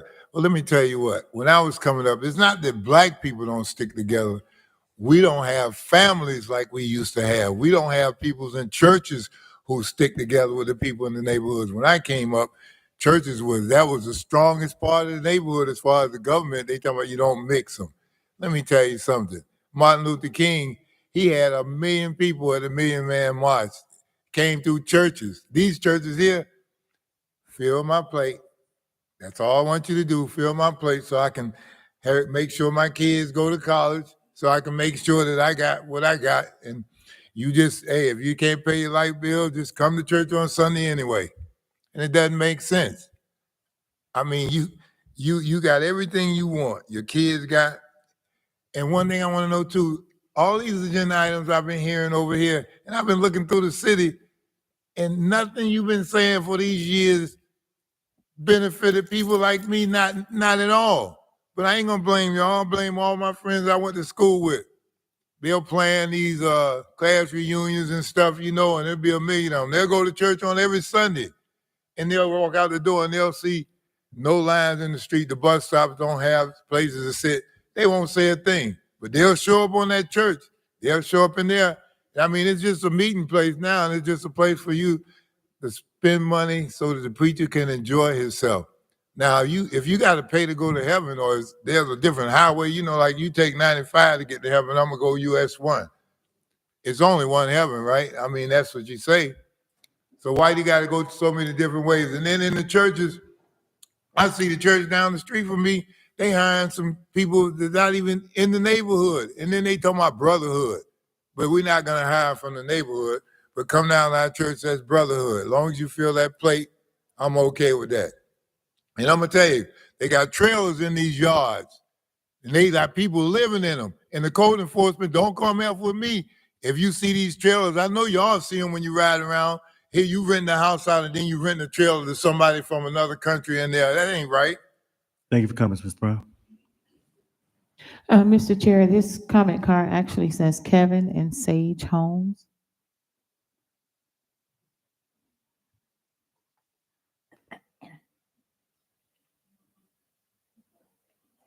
Really, really nice to meet you. Thanks for having us here. This is our first meeting in this city. I have really sloppy handwriting. My name's Kevin Homer, and this is Sage Homer with me, and his first commission meeting ever. I'm here because I was at the water department yesterday and had the pleasure of working with Victoria and Hygie. And at that moment, I thought about, as I was setting up water for a rental property. I have a couple rental properties here in Riviera Beach. And I was just thinking about how thankful I am with your staff, the professionalism, the kindness. It can't be the pay grade, because everyone's complaining about pay grade. I think there's more. It's got to be culture. Originally, I met Chief Coleman in Delray. I was on the code enforcement board for 5.5 years, and he was the director. When I found out he was the police chief here, I was elated. I was so excited. There's a quote from him that I'll always remember when it came to policing, and it was I want you to know us before you need us. And I think that's what he's practicing, which is community policing. I think that's what he's practicing here in Riviera Beach. I'm looking at the paper because the names are new to me, but I have met a few of your officers and sergeants, Sergeant Lee and Justin Borum and Kevin Cuppen and I've met people in the community who you're familiar with much more than I am, Billy Brooks. And I'm here to thank you and continue to do a good job. And you've made my life better. And because of it, you've made my son's life better. My 4.5-year-old son, Sage, and that's why he's here. It's past his bedtime. I've got to get him back down south. But he wanted to say something too. Do you want to say something? Okay, go ahead. You can speak. Thank you for helping us. Thank you for helping us. Have a good night, and thank you very much. Thank you. Thank you. Thank you. Sage and Kevin, thank you guys for coming tonight. And our police department next to move to the Port Center so you can pick up your check from Chief Coleman over there, okay? Thank you for coming tonight. We appreciate you. There we go. We appreciate you being here tonight. Thank you. Madam Clerk? Next, we have Felicia Servants, Karen Robinson, and Margaret Shepherd.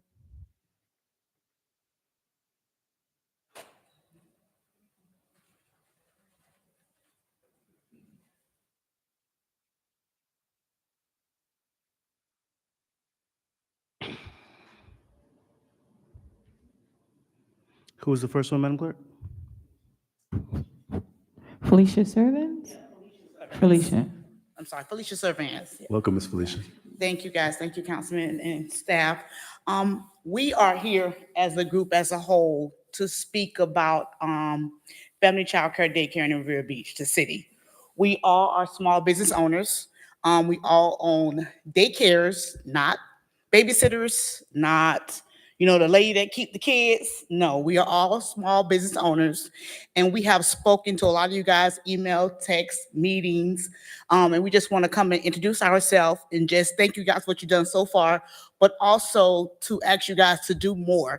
A lot of us are having a lot of barriers going large, increasing our business.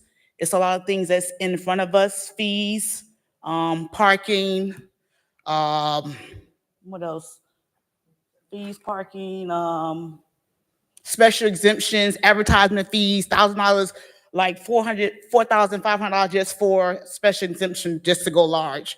And all these fees and barriers that the city of Riviera Beach has in front of us, it doesn't exist anywhere else.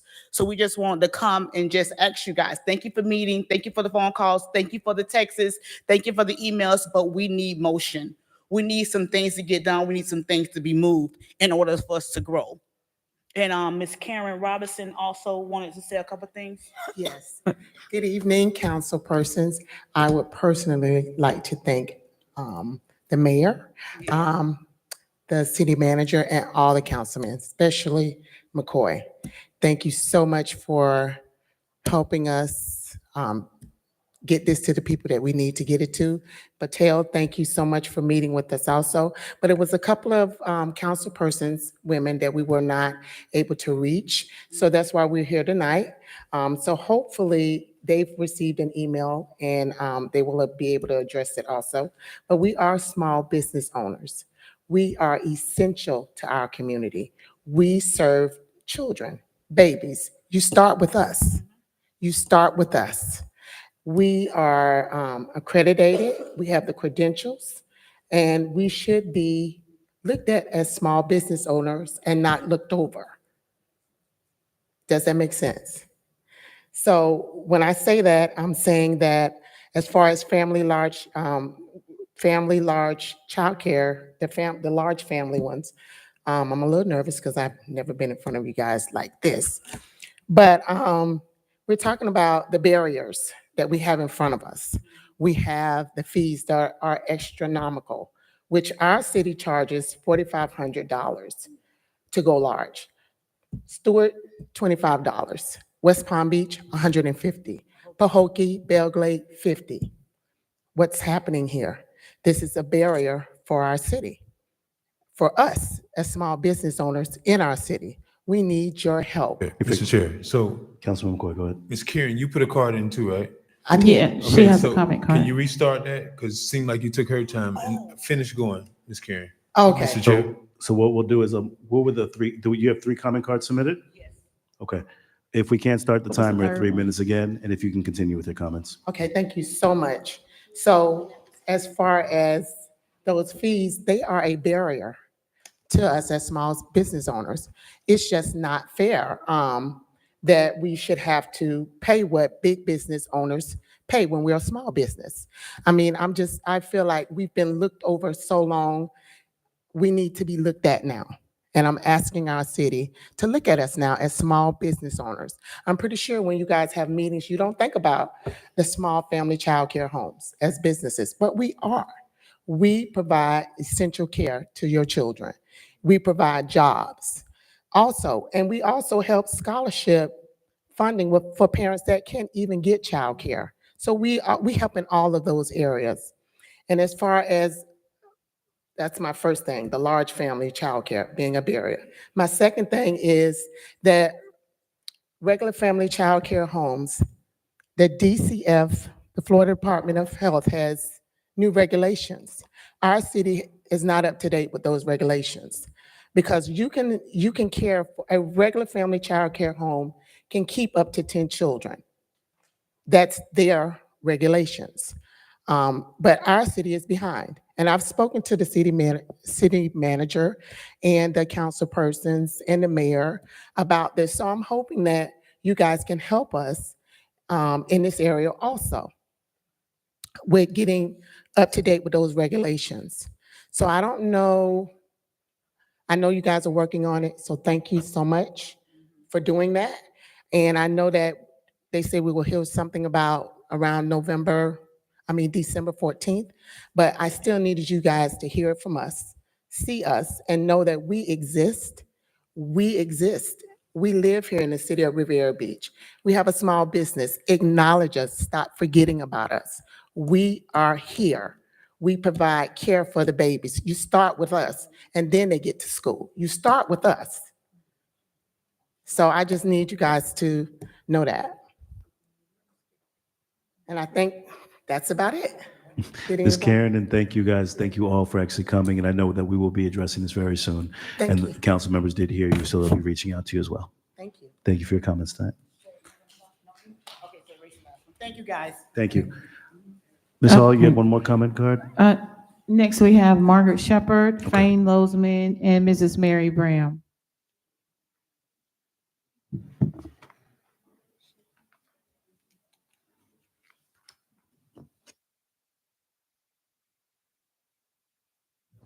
Margaret Shepherd, Riviera Beach, to the Honorable Chair and our great mayor of this great city. I just want to thank Ms. Deborah Hall McCullough, who is our deputy clerk. I want to say thank you. I want to say something to you. He says he'll make your enemies your footstool. And it tells us, do not be afraid of our enemies. I don't care what go around. You know, I look at them and keep on going. If I speak, I speak. If I don't, I keep on going. God got a plan for you. But anyway, I want to say to you, those that you do not know, her bestseller is out, Volume 4. If you want to know about the city of Riviera Beach, I behoove you to get those 4 books. When I came here 40 years ago, I knew nothing. My cousin was the mayor, that's all I know, and my family, the Duncans, was well known, but I knew nothing about the city government. And I tell you, when I read the books that she has, it gives me acknowledgement. I don't think there's nobody in the city I do not know, who do not know me, which is incredible, I think. But I want to thank her for her kindness, her mother Mary, who I text back. But anyway, within the clerk's office, Dr. Botel, I'm glad you jumped back into the race. We need the flavor. And I want to say to you, never, never, never, never, never concede your seat to anybody. And I wanted to say to Ms. Kashama Miller Anderson, Summer turned 24 yesterday. So that let us know we're getting there. And I want to thank you for your service. I want to thank you for putting the fear of God in her, because it's people like you that keep the children. She never forgot you. Trust me, whatever happens, she tells me part of it, but thank you for your service. But most of all, the young man that wants to run in your seat, that's Lady March Goldwire's son. And I tell you, they put on, you hear me talk about the GoLet. That was a part of the problem that young man put on. It was a 4-star event. And one of my church mamas is here. Her daughter got the food together. I tell you, crab, shrimp, big shrimp. I mean, you had to take a fork. The food was excellent. The way that we need to do things is make sure that when we go into the clerk's office, you do not go in there and intimidate those people. Tawana should have never walked off from her job. You should never have a council person go into the room where these people are conducting business of this city. I have never heard of this before in my lifetime. The phone start ringing. The process should have been done continuously until you got it right. The young man needs to be on the ballot. Ms. Botel, I don't know how it's going, needs to be on the ballot. And shame on you all to wait till 11:35 to come to the office, then you have an idiot steady talking into that. And I tell you, Miss Hall, you have to be like Carrie Ward. Carrie Ward didn't play. It wasn't funny to her. You came into her office? I don't think so. But to continue continue this foolishness with you all having one of your council people go into the room and intimidate those people. Thank you for I'm your sorry, comments, Mr. ma'am. Chair. Yes, ma'am. Thank you again. Thank you for your comments. Thank you. Thank you. Next we have Faye Bozeman, Mrs. Mary Bram, and Doretta Polk. Welcome, Mr. Lozman. Good evening. Today I was at the U.S. Attorney's office for 6 hours giving a deposition over my floating home. The U.S. Attorney provided me with hundreds of documents. Many of them had Botel in the email address, email juliebotel@me.com. So Botel was acting in her official capacity with her personal email. And she was lobbying people in Singer Island to take action against me with the U.S. Army Corps. Botel has been a nemesis of mine because she's cost me hundreds of thousands of dollars, and she's corrupt. And 2,700 Black residents signed a petition to recall her, and she said, oh, well, they didn't put Palm Beach County on the form, so it's false, and the recall can't go forward, even though we all know Riviera Beach, Florida, 33404 is in Palm Beach County. I have in my possession, okay, I have sources throughout Palm Beach County, really throughout the South Florida. Botel sent her Form 1 form in via email to the clerk's office at 12:08 p.m. on the third Tuesday in November. If you look at the Code of Ordinances 5.2a, all the paperwork must be in by noon. She emailed in her Form 1. It was stamped in a minute later at 12:09. So I don't care about the check. Forget the check for now. Here's a lady who said the recall is no good because Palm Beach County wasn't on there. It's quite clear you must have all your paperwork in by noon. You can't just say, oh, I'm going to email in something at 12:08. So now I'm looking to the mayor. Mayor, you've acted like a mouse since you've been in office. There's been examples of corruption in different departments. You've taken no action. I'm asking you to do what you're mandated to do. When there's a problem in a department, you can conduct an independent investigation. I want to determine, did the city manager intimidate Ms. Smith to resign? She was going to retire after Christmas. Why did she retire right after? Why did she retire on Monday? You have the ability to go in there and look and say, I want to see the Form 1. Who was it emailed to? What was the timestamp? What did the Code of Ordinances hold? Should you take that to the state elections board? What can you do as the mayor? These five can't do that.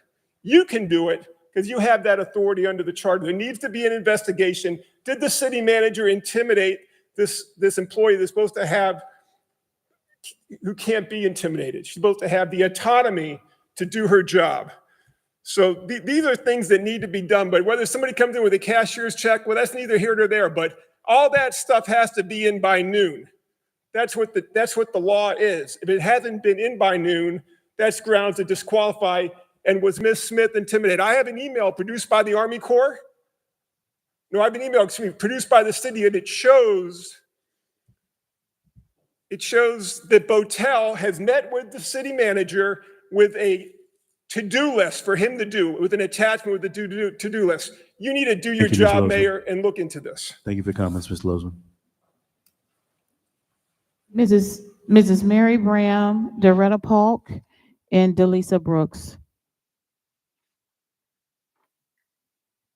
Welcome, Ms. Brown. Thank you. Good evening, Ms. Mayor Bram, Riviera Beach. Let me just first say kudos to the police department. Jennifer does a magnificent job. That program that was implemented last year, the outreach they provided for the homeless, blankets. See, Ms. Bram keeps up with all of this stuff. You took them to the fairground. You feed them. This is what you are about, and this is what we are about. I would just like to say that this particular time of the year, it is most critical for all of us that have lost our loved ones.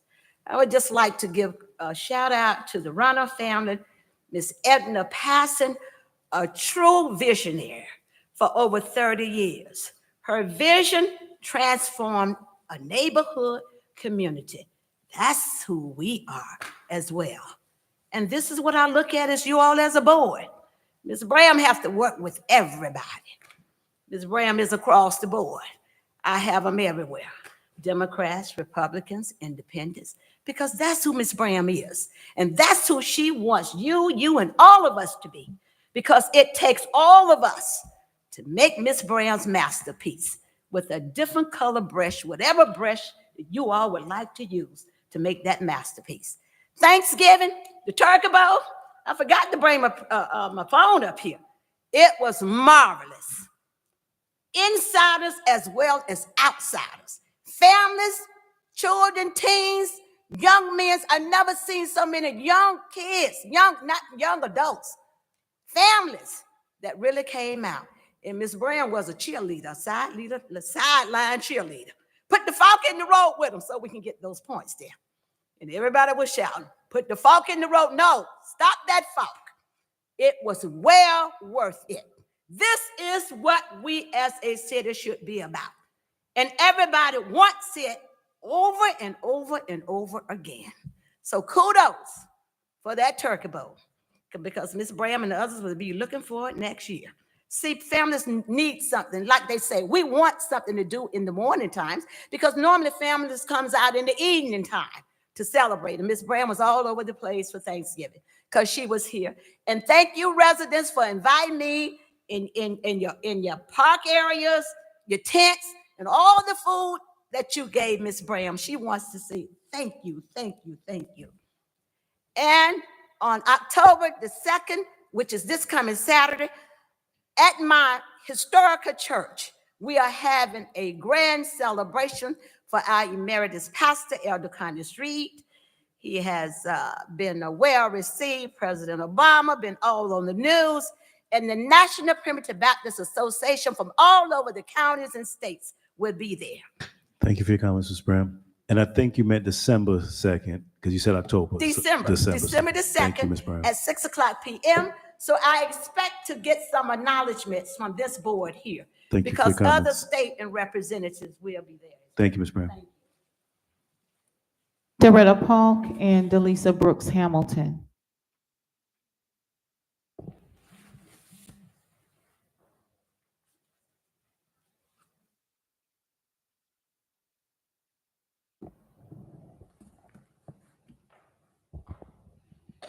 Good evening, Council. My name is Doretta Polk, and I'm a resident of Riviera Beach. And I want to just first say it was very refreshing for this gentleman who came with his little toddler and said all the kind things he said. Because I have never been in any department and with any things that I need to say, issues that have not been courteous, kind, and empathetic. I've never been in. And I think kudos goes out to all the board, entire board. And I want to also say, and thank you also, Chair. He said, Mrs. Park, do you need a turkey for Thanksgiving? I said, no, I don't need a turkey, but I know a family that does need a turkey. And I thank you for bringing it to my home. And she was delighted with her children to have that turkey for Thanksgiving. I want to also put a shout out to Blessed Boulevard, Mrs. Sandra Stringer. She gave out beautiful collard greens for Thanksgiving. And I gave that to that family because it's just me. And plus, I don't do too much cooking.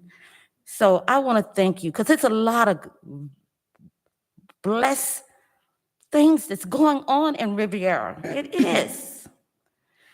And Mrs. Botel, Dr. Botel, I thank you for running again. I do. We need you. The entire city of Riviera Beach needs you. And we need also Ms. Kashamba Miller Anderson. We need you. And I just want the best for this board. I want we to come into the new year with peace, with joy, with kindness, with empathy for one another. We're all in this together, all in this together. And that's what all I want. And just for all of us to be safe. And I do hope you have a safe travels to and back home, Dr. Botel. And I just want to ask also, AT&T, it's been cutting off some limbs, and they cut it off, and then I had to go out there, and I called them. They say they're from AT&T, subcontractors. And what are the markings for that's in the swells? Because I heard that was supposed to be AT&T, something. So if we can look into that and find out, because nothing has been took, we have, as residents, we have not been told anything. They just appear, And which the trees should. I have no trees, but my neighbors have trees, so that should be cut down anyway. Trimmed. Thank you But for if your we can comments. be notified, and I thank you Ms. so Brooks. much. Yes, ma'am. Appreciate Thank everything. you so much, and thank you for your comments tonight. Delisa Brooks Hamilton.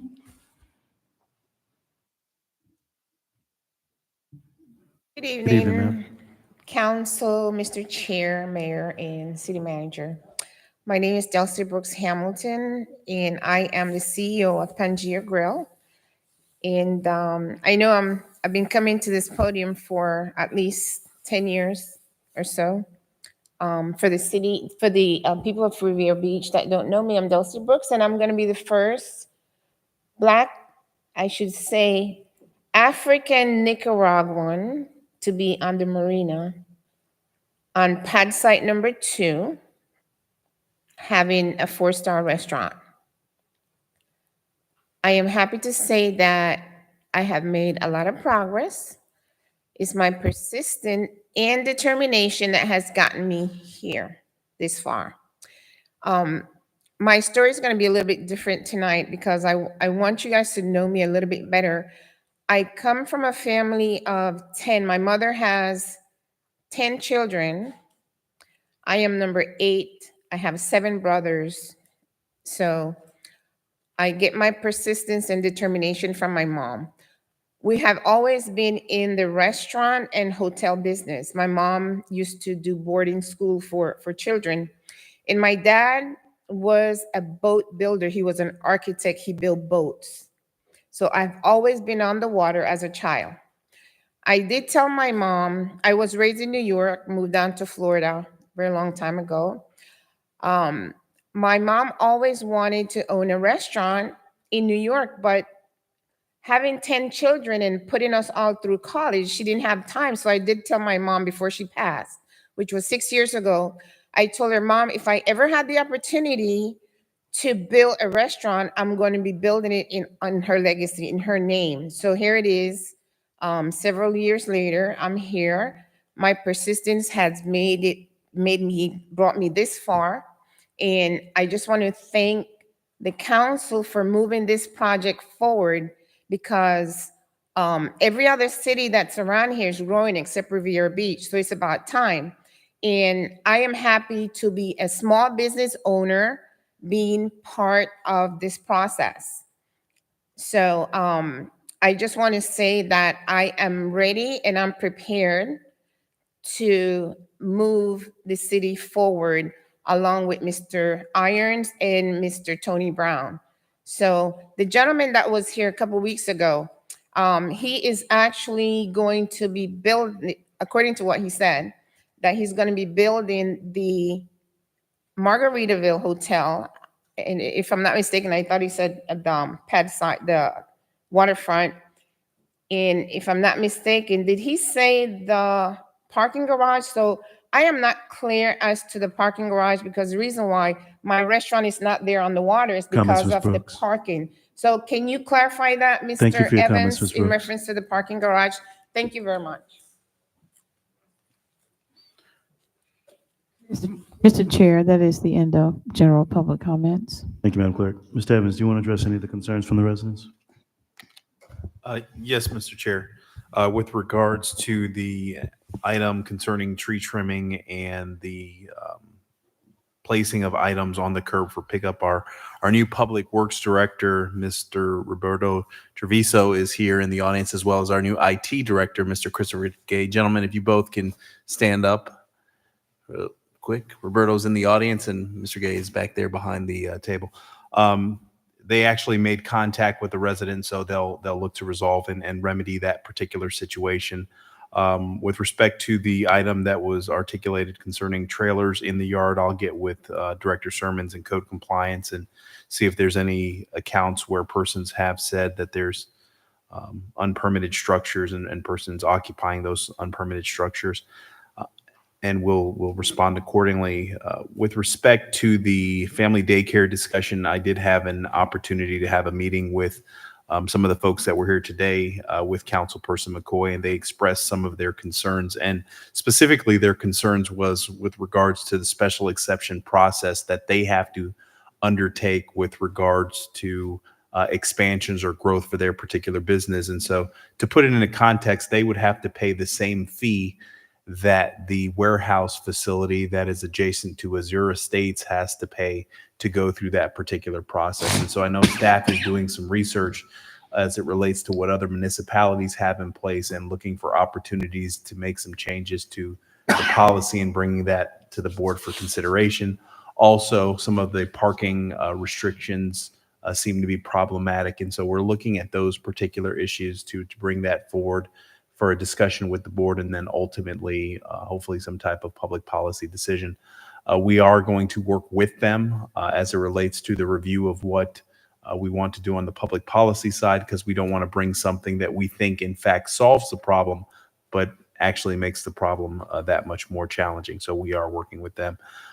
The discussion about AT&T, AT&T and any utility provider that's on a pole, especially when there's vegetation, they have basically carte blanche ability to go in there and trim the trees back, especially there's specifically electric utilities. There's specific and pretty intense fines for any outages associated with growth and vegetation. So if we find out about any of the utility providers working in the alleyway and easement, we can look to provide a courtesy notice to the surrounding properties. But in most cases, they show up and we find out when they're on site, probably at the same time that the residents find out. And concerning the parking, we are in conversations with obviously APD and Sonnenblick, the developers, for the purposes of Marina Village, and it is contemplated in the arrangement that there, yes, would in fact be constructing the parking garage, and they would be the developer. And we're working out some details associated with that and looking to bring that to the board for consideration here at your December 6th meeting. And that concludes my comments, Mr. Chair. Thank you for comments, Ms. Evans. Councilwoman Miller Anderson, go ahead. I just wanted to, the tree trimming that they did today, they did it today and the bulk was picked up today. They did it afterwards. So there's quite a bit of vegetation in front of a lot of the homes, at least south of Blue Heron in the Park Manor area. Mr. Chair. Thank you, Mr. Evans. Go ahead. I did see that our new public works director has a great notebook that doesn't have very many pages filled. So I'm sure he's taking copious notes and he'll make sure that it's addressed tomorrow morning. Council members? Thank you. Madam Clerk, 8E. Item 8E, ordinance number 4248, an ordinance of the City Council of the City of Riviera Beach, Palm Beach County, Florida, approving application number LU-22-0001 from 7920 Riviera Beach Holdings LLC, applicant for a small-scale future land use, FLU, map amendment to the City of Riviera Beach's comprehensive plan, changing a land use designation of commercial and a land use designation of medium-density multiple-family residential, MF-15, up to 15 dwelling units per acre, to a land use designation of high-density residential, MF-20, up to 20 dwelling units per acre on approximately plus or minus 15.77 acres of real property, providing for an effective date and for other purposes. Chair Lawson, we do have one public comment card on this item. The acceptance of public comment cards on this item is now closed. Motion to approve ordinance number 4248. Second. Motion been made and properly seconded. Mr. Evans? Mr. Chair, members of the board, if I can have the Director of Development Services, Mr. Clarence Sermons, to make this presentation. Thank you, Mr. Manager. Good evening again, Mr. Chair, members of council, Honorable Mayor, and Madam Attorney. The project before you now is a extensive set of applications that would result in a new residential development in the northwest corner of the city of Riviera Beach. I will review the first three ordinances associated with this project at one time in one presentation to allow for you to have the information necessary to proceed with this portion of the agenda. Skipping the header that's already been read into the record, the location of this proposed project is indicated by the red dot at the top left corner of the screen near Military Trail and the northern city boundary. Before you now is a closer view of the project site identified in red. The applicant is requesting approval of a land use amendment, rezoning, site plan, replat, and text amendment to construct a new multifamily development consisting of 60 townhomes and 255 multifamily market rate units, totaling 315 dwelling units on 7 parcels located at 7982 Military Trail and the other addresses listed. Existing properties are mostly vacant with one vacant building on one of them. The lot size is approximately 15.77 acres, and the zoning is a combination of general commercial, low density residential, and the future land use is commercial and medium density residential. Before you on the screen now is the existing future land use map as shown in the city's comprehensive plan right now. If the future land use amendment is approved, the area in circumscribed in red would change to brown, indicating MF20 or high density residential.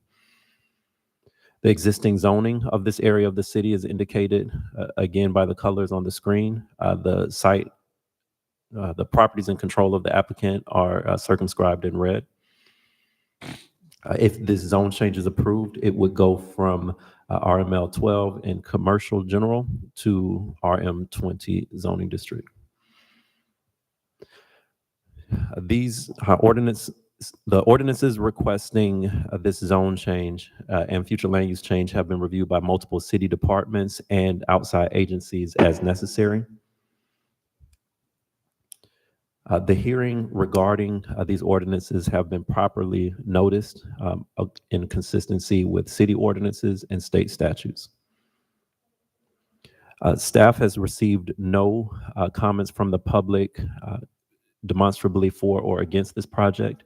However, as encouraged by staff, the applicant did have a community meeting and notified residents and property owners within the area of this project, and it was attended by several members of the public. There was some constructive feedback provided, and the applicant took it into consideration and made some adjustments to their proposal. Staff recommends that City Council approves these applications. And again, their ordinances associated with it include the future land use map amendment, the zone change amendment, and then a third ordinance for a text amendment that would alter the parking requirements in the RM20 zoning district, reducing the number of spaces that are required to be under a structure. And staff has reviewed all of these, and we do recommend approval of these items. And that concludes the staff presentation at this time. The applicant is here and prepared to present. Thank you, Mr. Sermons. Mr. Chair. Councilman McCoy, go ahead. So, Mr. Sermons, are you going to do a separate presentation for the site plan and replat? That is correct. Okay. Thank you, Councilman. I did have a few questions for you, Mr. Sermons, but I think that would be more conducive to the site plan. It's in reference to any repairs or expanding or work on Leo Lane to accommodate this development that's coming. Plans about any possible security, which I know will be a site plan discussion. And then also finally the MEHOP and what's going to be the intent with local participation. So we'll address those when we get to the site plan, but with the ordinance, I didn't really have any, with the zoning change or the future land use, I didn't have any current pressing questions. Council members, Councilwoman Lanier, go ahead. Pro Tem. Yeah, what is the radius, Mr. Sermons, in terms of reading notices for, just in general, for people who are building these complexes or building, and how do they, when they notify the public, what is the radius around that particular project? For a community meeting, we don't have hard guidelines in our code. However, we do, when we impress upon the applicants to make sure they hold these meetings, we ask them to use the same 300-foot buffer radius that's required when we notice public hearings. So that is what was communicated, and they did provide evidence that they did execute mailers for that community meeting. So what were some of the issues that the members had regarding this project?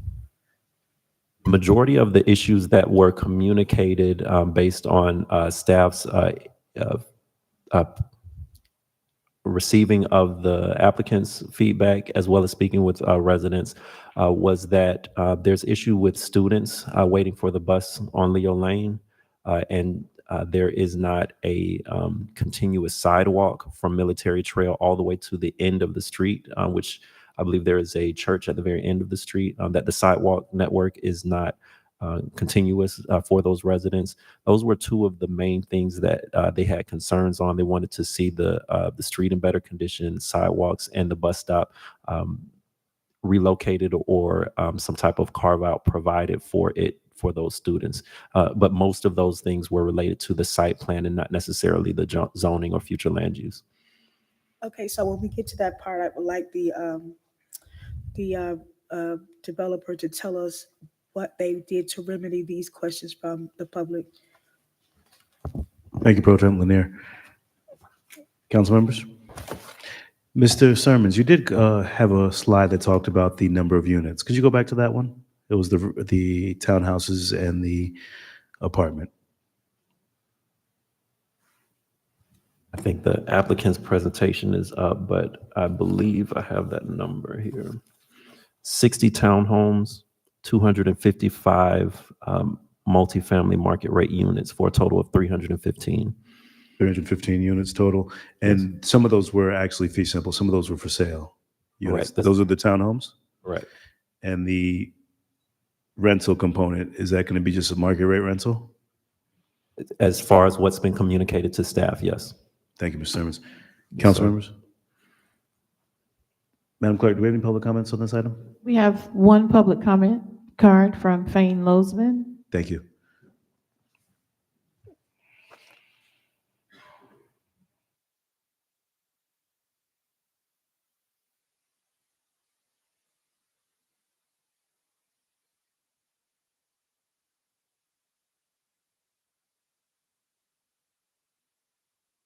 Welcome, Mr. Losman. Thane Lozman. I just want to preface my comments, Mr. Chairperson, to the mayor, that I'm the largest residential landowner in Singer Island with 51 acres. I have been working on an affordable housing project in another county using container homes. I know Botel actually visited luxury containers up in Palm City. They told us she was quite obnoxious. This is my question for the applicant. We need affordable housing in this community. Senate Bill 102, the Live Local Act, allows commercial properties to get the highest density of anything within a mile of their site. So if they have 15 acres, what kind of density can you put on there? Well, you can look to the highest density. I see a mobile home park, looks like on the north side. Can they get more density than their site plan shows now? It looks like, what is it, about 15 units per acre maybe? Can they get more density under Live Local where the developer could get tax credits for having a certain percentage of that development for affordable housing? I think it's beholden on the development director to say, when a plan comes in, say, you know something, have you considered the Live Local Act? Have you considered bringing affordable housing into your development site? Are you aware of the tax benefits you get? Are you aware of all the positive you can get as the developer? And in exchange, the city of Riviera Beach that desperately needs affordable housing can get a percentage of that development to go to affordable housing. So I would almost say it should be mandatory before any application comes to this board. There has to be an analysis with the city and the developer. Is Live Local a better way to develop commercial industrial properties? That's what Senate Bill 102 is all about. Get affordable housing. This is not Palm Beach Island. This is Riviera Beach. We need affordable housing. I don't know what the affordable housing component is. There are a lot of people don't know about the Live Local Act. I do because I'm involved in a project that we're incorporated. So I think, I think the developer, somebody should ask him that question. Have you considered the Live Local Act? Why not? Why, Mr. Sermons, have you not discussed that specifically with commercial and industrial properties that are going to be redeveloped? And I think that needs to be included in any future developments on commercial or industrial properties. Thank you for comments, Ms. Lozman. Council members, any additional comments? Madam Clerk? Councilperson Botel? Yes. Councilperson McCoy? Yes. Councilperson Miller Anderson? Yes. Chair Pro Tem Lanier? Yes. Chairperson Lawson? Yes. That is a unanimous vote on that item.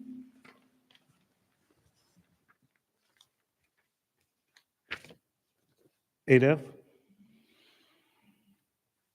Item 8F, ordinance number 4249, an ordinance of the City Council of the City of Riviera Beach, Palm Beach County, Florida, approving application number ZA-22-0001 from 7920 Riviera Beach Holdings LLC applicant for a zoning map amendment from a commercial district designation and a low-density multiple family dwelling district RML-12 to a high-density multiple family dwelling district RM-20 on approximately plus or minus 15.77 acres of real property, providing for an effective date and for other purposes. Mr. Chair, we do not have any public comment cards for this item. The acceptance of public comments on this item is now closed. We should approve ordinance number 4249. Second. Motion been made and probably seconded. Mr. Evans? Mr. Chair, members of the board, if I can have the Director of Development Services, Mr. Clarence Sermons, to make this presentation. Thank you, Mr. Manager. Mr. Chair, staff has no additional presentation materials for this item. Council members? Madam Clerk? Councilperson Miller Anderson? Yes. Councilperson McCoy? Yes. Councilperson Botel? Yes. Chair Pro Tem Lanier? Chairperson Lawson? Yes. That item passes unanimously. Thank you, Madam Clerk. 11G? Item 8G. I'm sorry, 8G. Ordinance 4247, an ordinance of the City Council of the City of Riviera Beach, Palm Beach County, Florida, amending City Code of Ordinances, Chapter 31, zoning from 7920 Riviera Beach Holdings LLC, approving an application ZA-23-0009 to amend parking regulations, section 31-244, in order to amend required off-street parking requirements for an RM-20 high-density multifamily zoning district, providing for applicability, conflicts, severability, and codification, and providing an effective date. Mr. Chair, we do have one comment card on this item. The acceptance of public comment cards on this item is now closed. Motion to approve ordinance number 4247. Second. Motion been made and properly seconded. Mr. Evans. Mr. Chair, members of the board, if I could have the Director of Development Services, Mr. Clarence Sermons, to make this presentation. Thank you, Mr. Manager. Good evening again, Mr. Chair, Sermons. members of council, honorable mayor. This item again, as mentioned earlier, is related to the RM20 zoning district, which has been petitioned by this applicant. We have not had development in this district, in the zoning district in this part of the city before. And in that lens, the applicant has reviewed the parking regulations and recommends that some adjustments be made to allow for developments with larger size parcels, specifically larger than 5 acres, to have more flexibility in how they meet the parking requirements of the zoning district. Staff has had extensive discussion with the applicant on this text amendment, and staff is supportive of it. And if there are any questions for staff or the applicant, we are here. Thank you, Mr. Sermons. Council members?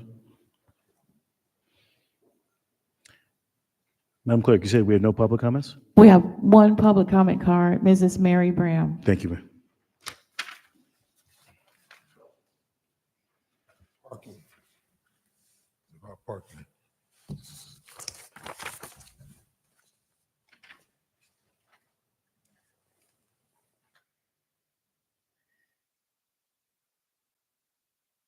Here, Bram, Riviera Beach. I have some questions here. Does this consist of the off-street parking within our narrow streets? We are not Lake Park. Their roadways are extended. We are close knitted here on our streets here. And we already have a problem with U-Haul trucks, tractor trailer trucks that are parked on our streets. Ambulances, fire departments, when we have emergency, see, I can talk about it because I'm living it and I see it every day. Are we basically talking about that off-street parking? Or are we talking about also the industrial out there where all of that parking there compromised within the city? So when we put these regulations, we also need to take into consideration how they are being transformed into our neighborhoods and into our surroundings. Because we do not want to be hazard in our going up and down our narrow streets here. So is this, I would like my questions answered. Is this off-street parking encompasses our neighborhoods as well? Does it encompasses out in the industrial area, or is dealing solely with industrial trucks and cars? So I would like my questions answered, please. Thank you kindly. Thank you for your comments, Ms. Bram. And Mr. Sermons, just to address that, this ordinance is to amend the off-street parking in the RM20 high-density district only. And that's a district that's being created now. That's correct. And so that would only affect their on-site parking. It would not have any effects on street parking in any part of the city. Thank you for your comments. Council members, additional comments? Madam Clerk? Councilperson Miller Anderson. Yes. Councilperson McCoy. Yes. Councilperson Botel. Yes. Chair Pro Tem Lanier. Yes. Chair Lawson. Yes. That item passes unanimously. Mr. Chair. Councilman McCoy, go ahead. So, members, if I can have your attention, 9A and 9B are ordinances on first reading.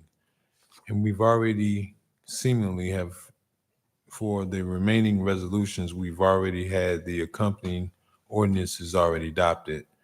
And provided the hour, I wanted to see if we could perhaps either move ordinances 9A and 9B to another meeting, or in the alternative, either way, I would like to see if we can jump straight into the existing resolutions that we've already got a presentation on, because, when we started 9A before, that was pretty extensive, and I'm seeing that that's going to be an hour conversation by itself.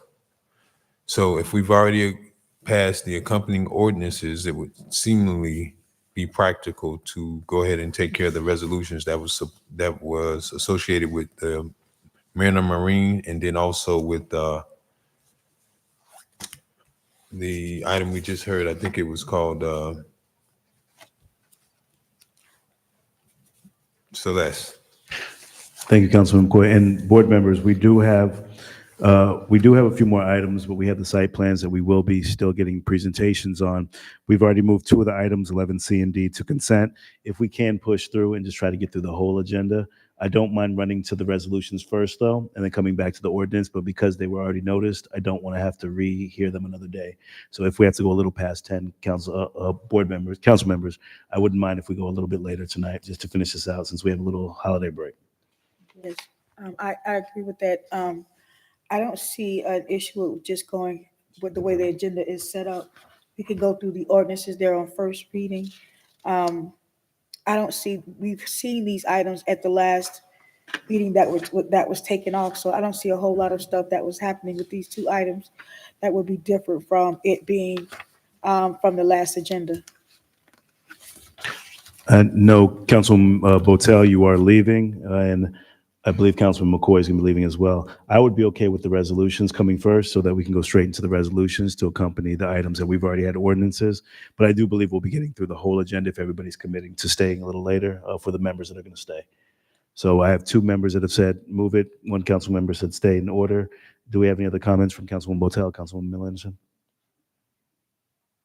My concern about ordinance number 4243 is that this is the one that affects Singer Island, if I'm correct. So I'd like to be able to get this disposed of, and then perhaps we could move the other ordinance, which is about not necessarily. Well, I thought ordinances were done citywide. I didn't know they was exclusive to just one area within the city. I mean, that is how it works, right, Mr. Sermons? Mr. Sermons. We have council members. We have two individuals that would like to keep it in order, and two that would actually like to move the resolutions. Councilwoman Miller-Anderson? I'm fine with keeping it in order. Keeping it in order? Yeah, we're gonna try to get everything done so we don't have to have another meeting. Thank you, ma'am. Madam Clerk, let's go into 9A.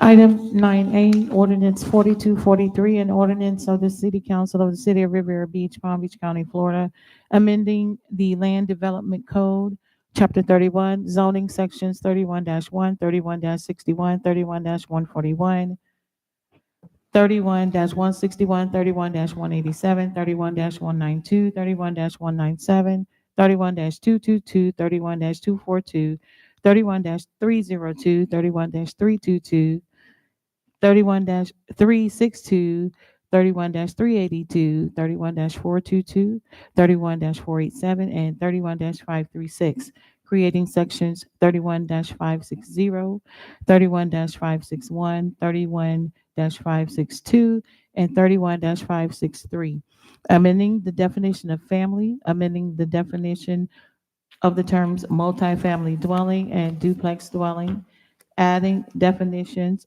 for the terms assisted living facility, community residence, hospitals, hospital, nursing home, recovery community, recovery residence, specialty medical facility, and specialty hospital, providing for severability, repeal of laws in conflict, codification, and for an effective date. Mr. Chair, we do have one public comment card for this item. The acceptance of public comment cards for this item is now closed. Motion to approve ordinance number 4243. Second. Motion been made and properly seconded. Mr. Evans? Mr. Chair and members of the board, if I could have the Director of Development Services, Mr. Clarence Sermons, to make this presentation. Thank you again, Mr. Manager. Good evening again, members of council. So the item before you, again, we have discussed before. Because of the discussions that we had, the feedback that we received from council staff has taken this back and made multiple changes to it based on the feedback that we received from you all, the policymakers. And we believe we have before you now an improved ordinance that would deal with the uses here. We will provide you a truncated presentation as much as possible. What we'll do is describe the challenges related to these uses that this ordinance covers as it relates to policing and as well as zoning and land development. Then we will review the proposed ordinance that is before you with our outside legal. And again, if you have any additional feedback, we would happily take that. But we hope that you would support this on first reading so that we can bring it back for an adoption hearing. So first, I would like to allow for police and specifically Detective Jennifer Jones to provide some insight on how police has been handling these uses and some of the feedback that they can provide for your decision-making process. Thank you for coming, Mr. Simmons. Welcome, ma'am. Thank you. Good evening. So we are, as far, I made bullet points as far as the FAR certification goes. I don't know if you want to know the benefits of it, but I can tell you we just actually had a call for service the other night, and the facility that we went to is FAR certified, which tremendously helps us because it kind of acts as a hotel motel and it gives us the ability to remove the individual if need be. But there's several benefits to sober homes being FAR certified. And so I would like to just go over a few of the points. Providers are held to a national standard of best practices. Providers are held to a code of ethics. The National Standard and Code of Ethics was created out of a think tank that is recognized by SAM, SHA. Providers can engage in legal referrals with treatment centers. So with FAR certification, they are allowed to refer patients to another treatment center if the one that they're currently at is not working. Providers to not have to abide by traditional landlord-tenant laws, as they can ask a resident to leave in the event of relapse to protect the health of the community. The residents have the right to live in an alcohol and drug-free environment. Residents receive support for long-term recovery. Resident rights and requirements are upheld, and they have a good neighbor policy. So when they're in a FAR certified sober home, if they're leaving there, they have to be given 3 other alternative places to go. So the patient isn't just let go and released to be wandering around. So that greatly helps the police because a lot of times we see that some of the treatment centers, they leave and now the person is just walking around with their suitcases, where if they're FAR certified, they have to work with them more and not just let them go.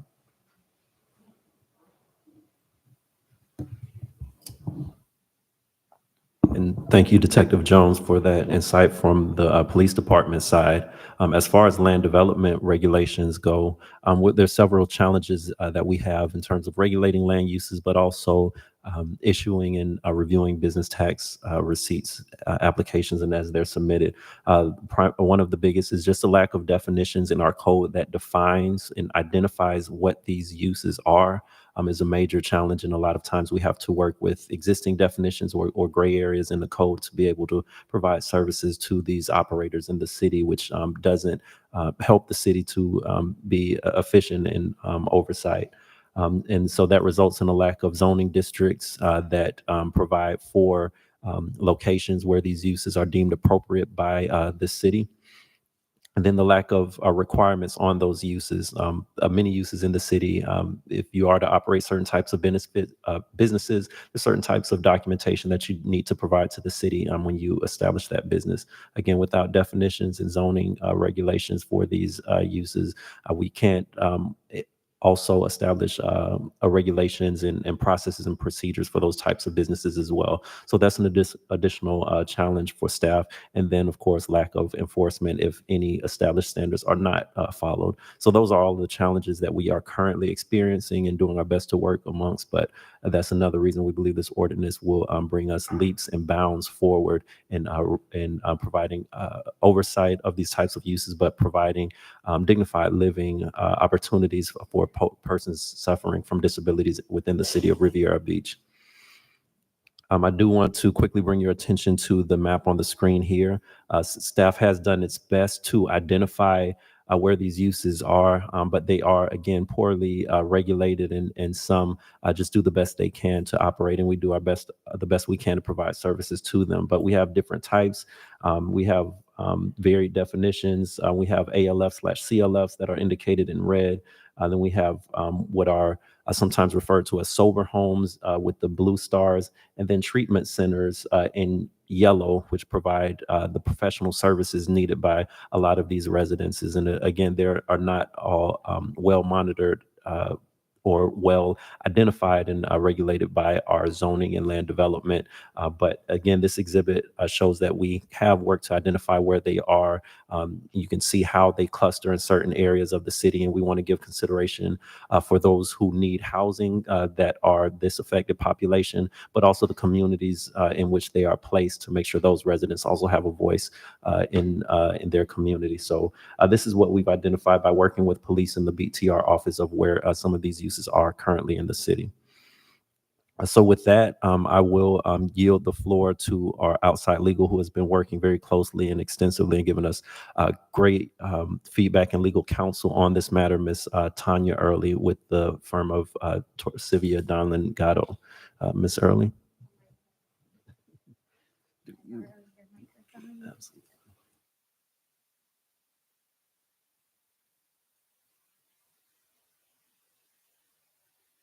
Good evening, Council. As Mr. Sermons indicated, we'd like to give you as speedy a presentation as possible. What you have on the screen before you is an overview of the ordinance. Simply put, it's not an ordinance that just addresses sober homes. It's an ordinance that addresses housing for persons with disabilities, period. So I want to emphasize that, and to emphasize the fact that overall, the purpose of this ordinance is to be able to provide housing, to be able to provide such housing in a safe environment, to be consistent with federal law, and to be able to establish guardrails that are within the bounds of the law. Some of the key provisions, again, many are still the same as they were the first time that the council saw them. For residences with three or fewer persons who are non-family members, they are treated like any other private residence. For groups of persons who are unrelated, up to 6, they are allowed in all zoning districts that allow residential uses. For larger groups, up to 14, they are allowed in all zoning districts that allow multifamily residential uses. The ordinance does include spacing requirements to avoid the creation of a de facto social services district. As you'll see on the next slide, we did adjust the spacing requirement from the first time you saw this ordinance to be more consistent with what other municipalities in the area have utilized, and also to mirror Palm Beach County's ordinance. In addition to that, the ordinance provides for mandatory FAR certification, or the equivalent, which would be an Oxford House Charter, and that would apply specifically to so-called sober homes or recovery residences. That's how they're defined in the statute. They're called, in the code, they're called recovery residences. And in addition to that, something that was brought up at the last time this matter was before you, there were concerns about any establishments that might be operating right now and how they should be treated as far as mandatory certification. So what we did was we added a provision that would allow any lawfully existing establishments to have until December 31st of next year to come into compliance for purposes of the city code. If there's something else that they have to do with regard to Florida state statute, depending on the type of home that it is, then they're still going to have to meet state law requirements. Again, the revisions to the code, number one, since the last time you saw it, as discussed previously, we did modify the definition of family to include domestic partnerships as defined by the Palm Beach County Code. We also went back and clarified occupancy limits for multifamily residences. We clarified the list of persons who may live in community residences. And last time there was a question about whether or not that list was exhaustive. We clarified to make it non-exhaustive. Again, the goal is to provide for all persons with disabilities. And we didn't want to specify different ones and leave anyone out. Again, as I mentioned, the look-back provision for FAR certification and the equivalent.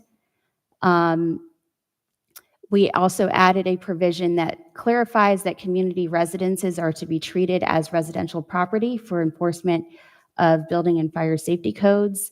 Again, this is to ensure compliance with federal law, which says that housing for persons with disabilities has to be treated as much as possible like any other type of housing. And finally, the ordinance, as it did before, addresses non-residential medical facilities, and it simply clarifies the purpose for those. Your next slide is just a quick comparison of how other jurisdictions have handled community residences. And you'll see that we've tried as much as possible to come in line with what other municipalities have been doing. I'll start with the spacing requirement. You'll see that we pretty much match everybody except for Coconut Creek, which has no spacing requirement, and Fort Lauderdale, which has a larger spacing requirement. The next column over is the mandatory FAR certification, and you'll see that the county, Coconut Creek, Coral Springs, Delray Beach, Fort Lauderdale, and Pompano Beach all have mandatory FAR certification. And the last column deals with how existing establishments are treated for purposes of certification. And as you'll see, almost all of those jurisdictions, except for Coral Springs, which their ordinance doesn't specify, all of those jurisdictions that you see in that last column do require existing establishments to come into compliance within 1 year, with Fort Lauderdale being the most restrictive, requiring it within 60 days. So that's the general overview, and I'm happy to answer any questions the council may have. Thank you for comments. Madam Clerk, do we have any public comment cards? We do have one public comment card, Mrs. Mary Bram. Thank you. And while Ms. Bram is on her way, I just wanted to say thank you, Ms. Jones, Detective Jones, for all the work you do in our community. You are being noticed and you're doing amazing work. Thank you.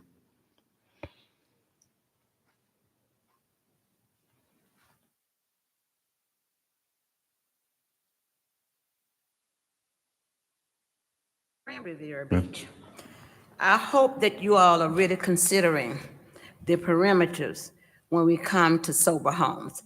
I know, Ms. Lanier, you already had said that you are for this, and any board member that is for this, who will watch the hen in the hen house? On that map there, they are distributed all within our communities. We already have an infestation of the drug paraphernalia and habits that live in our community. They are in there, and they congregate with them. They browse the streets as well. Why, Ms. Bram can tell you that, because she's seen this for herself. And I know I've seen them. Who will watch the hen in the hen house to make sure that we are safe, to make sure that our neighborhoods is safe? We got a lot of cleanup here to do. And this just will only compound what we're already experiencing in our neighborhoods. Don't get me wrong. Everybody can be rehabilitated, but they have to want it. And you cannot put them in the setting of an environment where it is conducive to what they're already going through. If they want to change, they have to be willing to change. I know what the Disability Act says. The Disability Act, which prohibits discrimination against people with disabilities in several areas, including employment, transportation, public accommodations, communications, and access to state and local government and programs and services. Now, who is going to watch the hen house in our city to make sure that if this is passed here, because we are upset about this here, because we are already facing these calamities in our communities. Where is the oversight here? Where is it? Because we are getting it every day. And they're coming in like influx. And you already have set some up in this city here, and that should not have been until you ratify this resolution. So see, it was a push thing. But who's watching the hen house? Who is going to be responsible for Ms. Bram? Because I'm going to tell you something. Nothing else. I don't want nothing else to happen to me in this city like it did last year. Nothing else. Because it will not look good for this city at all. That's the word that has come down. Why? Because my safety matters too, as well as all the residents' safety in this neighborhood. So who's going to watch the hen house? Are these parameters is going to put in place here? If you pass all of this, those are the things. Thank you. Thank you for your comments, Ms. Brown. Council members? Councilwoman Pro Tem Lanier, go Yeah, I ahead. wanted to say that the reason I supported this was because this is a ordinance that will set in place parameters for existing sober houses and for ones that want to come to the city of Riviera Beach. And we did this because the example that was used was that the city of Lake Worth got inundated with sober housing and had no rules or regulations or parameters or ordinances to control it. So we wanted to make sure that anything that is already existing in this city and anyone that comes to this city to do business in terms of sober housing or recovery will have parameters, they will have guidelines so that the greater community can feel safe about these type of facilities. And we understand the drug problem in our city. So we do need to make sure that we have places for people to go to recover. But we also want to make sure for those residents who are outside of those parameters that they themselves are safe. And that is why I was supporting this ordinance. Thank you, Pro Tem. Council members? Councilwoman McCoy, go ahead.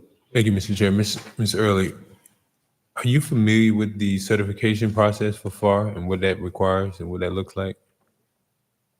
Mr. Chair, councilperson, I'm not intimately familiar with that process. I can tell you that it involves, it's quite lengthy. It's a two-step process. There is an initial temporary certification that they can obtain, and it does involve a site visit and other requirements. Mr. Chair. Councilman McCoy, go ahead. Thank you. So if it's quite lengthy in this two-step, how did you arrive at this December 31st, 2024 date? Don't you think that, I mean, I'm trying to understand the rational basis. If it's lengthy, we're giving folks probably less than a year, because the way ordinances are passed, it requires 2 readings and then 10 days before it's adopted. I'm sure that's going to take us into 2024. So by the time this passes and notification gets out, how do you imagine that if a existing facility that's in the community wants to be certified, that they can actually do that timely without being now penalized? Because it seems like that's just the arbitrary date. And what is the input that you've received from those existing businesses? Because Ms. Early, do you live in Revere Beach? I do not, sir. Okay, so I don't want those folks to come and then now say, well, you're giving me a year, but do you realize what it actually takes to be certified? So tell me what's your rational basis or nexus to determine that somebody can get this done in 12 months when you here today acknowledge that it is a pretty lengthy process? Yes, sir. Well, again, what my goal was when I looked at what other municipalities have done was to get a baseline and to try to fall into line with what other jurisdictions are doing. So the December date was picked based on the anticipated adoption hearing, which would have or could presumably take place in December of this year, and it would be a year from the date of adoption, roughly. So that's where that came from. So I don't know if we can put the chart back. No. I'm asking questions right now, and Yes, I want to sir. make sure that I understand. So you said it's a pretty lengthy process, but you have no approximation on, does it take 6 months? Does it take 8 months? As far as I know, nothing from the limited conversations that I've had, I want to be clear, nothing from the conversations I've had indicated that it would take longer than a year. All right. However, Councilman McCoy, go ahead. Thank you. I reclaim my time. So you're not sure and you're not certain. So aside from that, was there any of these businesses brought to the table? Like we just had a group of daycare individuals who have been literally bringing their concerns to us since 2019. Did we have any good faith effort that we know? And surely, one member seems to suggest that this is only isolated to their community. Why not extend the olive branch? Because what I don't want to do is make legislation in a vacuum, and I don't really understand what it takes to run that kind of operation. But it would seem prudent as policymakers that we have everybody to the table on this. And if this is something that's going to require 18 months or 2 years for them to actually be able to put in place, because if it's anything like the accreditation process for the police department, I wouldn't want to put that pressure on somebody that's literally good. I mean, they want to operate in good faith and be good team players to now be penalized by some code section when we never even had a telephone conversation. so Mr. Chair, if I may I respond? Go ahead, please. So I want to be clear. I believe staff had a more extensive conversation, and we attempted to have a representative here at our last meeting, and they were not able to attend, a representative directly from FAR. So I don't want you to think that that this was not a concern in drafting the ordinance. The year was a baseline, again, to allow a year from the date of adoption, and it falls in line with what other jurisdictions have done, save Fort Lauderdale, which only gives 60 days. Certainly, if it's the pleasure of the council, it can be drafted to allow for a longer date. No, Mr. Chair, thank you. So that's what I was looking for. So if there's other organizations that's doing this in 6 months or 60 days, then I think a year is practical. But you said it takes a lengthy amount of time and it's a two-step process. I'm like, well, if it's actually, the standard that other organizations and municipalities are offering 60 days, then I think a year is fair. I just want to make sure that we're approaching this from the right direction, because I already know that there's going to be somebody that's going to say, well, why didn't we have a seat at the table, if you will? So I have two answers to that, and I will stop because I just want to make sure that I give you as thorough an answer as I can. Okay. Again, the third slide that I had showed every other municipality other than Fort Lauderdale and Coral Springs on that slide had within a year. That was their requirement for existing establishments. That's number one. Number two, there is also a reasonable accommodation option such that if an establishment is unable to obtain that certification, they can also request a reasonable accommodation. So it's not a hard and fast rule. It's not, I think the goal is to obtain safe housing rather than to penalize establishments that are lawfully operating. Thank you. I appreciate it. No, I think I got it. Thank you. Thank you, Councilman McCoy. Council members, any additional comments?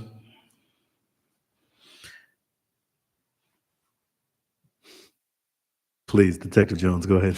So I didn't want to interrupt, but I spoke with somebody from FAR, and the exact response is it varies depending on how long it takes providers to get their documents into compliance.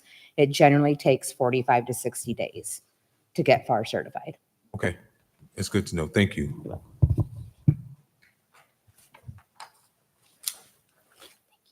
Madam Clerk? Councilperson Miller Anderson. Yes. Councilperson McCoy. Yes. Councilperson Botel. Yes. Chair Pro Tem Lanier. Yes. Chair Lawson. Yes. Unanimous vote. Thank you. Madam Clerk? 9B. Item 9B, ordinance 4251, an ordinance of the City Council of the City of Riviera Beach, Palm Beach County, Florida, amending Chapter 31, zoning of the Land Development Code of the City of Riviera Beach at Article 5, Section 31-1, definitions, Section 31-281, to update purpose of the office and professional zoning district, OP, Section 31-282B, special exception uses to update allowed uses, providing for conflicts, severability, and effective date and other purposes. Chair Lawson, we do have one public comment card on this item. The acceptance of public comment cards on this item is now closed. Thank you, Madam Clerk. Do we have a motion? So moved. Second. Seconded, Mr. Evans? Mr. Chair, members of the board, if I can have the Director of Development Services, Mr. Clarence Sermons, to make this presentation. Thank you, Mr. Manager. Good evening again, Mr. Chair, members of City Council. The ordinance text amendment before you today is submitted by an applicant who is interested in expanding the allowed uses within the office professional zoning district. Staff has had multiple conversations with the applicant, and the rationale behind it is that persons in this district providing office space to tenants would like to provide an expanded suite of amenities to the workers that work in those offices. And they have argued that many grade A office buildings provide things such as restaurants or cafes and even gym and fitness spaces within them. So they've provided this amendment application request for the office professional zoning district to allow restaurants and boutique fitness studios within that zoning district as a special exception, meaning that if one of those uses is proposed in an office building, the applicant would need to bring forward a special exception request for City Council so that additional consideration can be given for the appropriateness of that use for the chosen site. This is a citywide text amendment, and it would affect any properties zoned office professional. However, currently there is only one cluster of parcels within the zoning district on Singer Island. So right now it would have limited effects. Staff, again, has spoken extensively and researched this, and we are supportive of this, and we recommend approval of it by City Council. That would be all from the staff presentation perspective. I'm happy to answer any questions, and the applicant is here as well to address any questions or concerns. Thank you. Do we have any public comment cards? We do have one public comment card. Mrs. Mary Bram.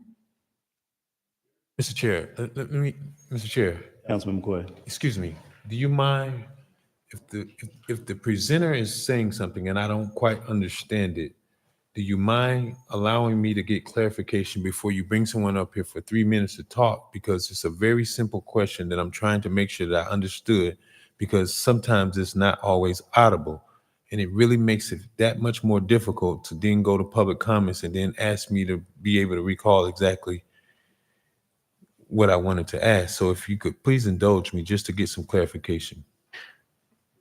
Councilman McCoy, the standard practice is normally we've been doing with the presentation, and I'd have no problem with you asking a clarity question for clarification, but I don't know that's being acknowledged if you just have your hand up when we typically do the same process. So to indulge you, absolutely, colleague, I would love to allow for you to get clarity on regards to a question and then go back to the standard practice we've been doing. Okay, but what I'm saying to you, if any part of the meeting is not open and audible, it becomes a violation of the Sunshine Law. So there was a portion that I did not hear from Mr. Sermons, and I'm simply asking if you would be compliant with Florida statutes and allow me to ask a question so that I can ensure that I heard him correctly, because there was a portion that I did not hear. And I would like not to go back down this road of having someone to speak 3 minutes when I just want to make sure that what I heard was what I heard. And to that point, whether you ask him in 3 minutes or you ask him now, you'll get determination if it was audible or not. So, Councilman, we are going back and forth with a determination based upon you being able to hear it being audible versus me hearing if it's audible. I can't determine, nor am I a mind reader, Councilman. So if you would like to get clarity, by all means, proceed, Councilman McCoy. Thank you. I appreciate that. Thank you, sir. You're welcome. Mr. Sermons, you said it has limited what? It has limited effect or limited impact? Limited something. I couldn't hear the rest of it. Yes, I was stating that if this ordinance is passed right now, it would have limited city impact because there's only one area of the city currently that's zoned office professional. Okay, thank you. Thank you, sir. Ms. Mary Brown, public comment, please, or comment for this item.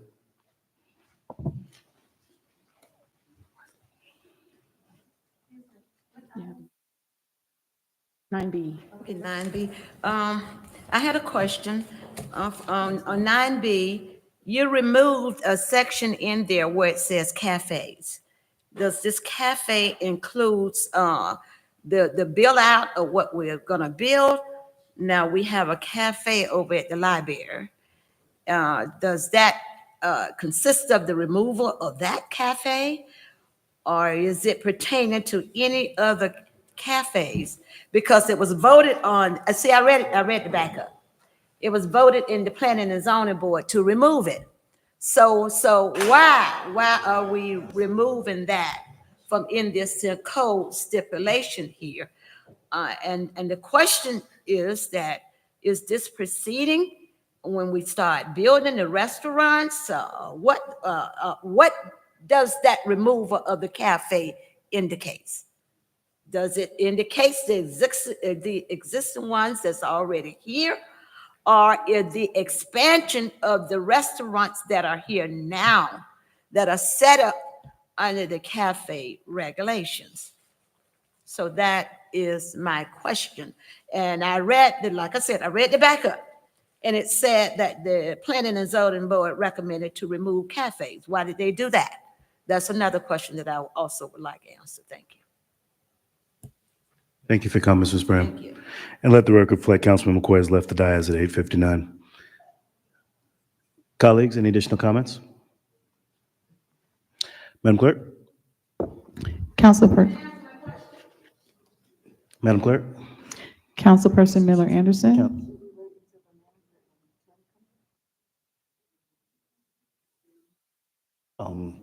To proceed, we don't.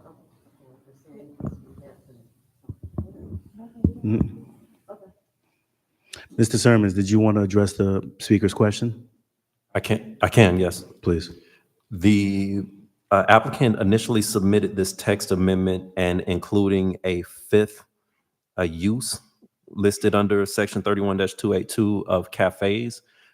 If that text stayed in here, it would have required us to add a definition in the city general definitions in the ordinances for cafe.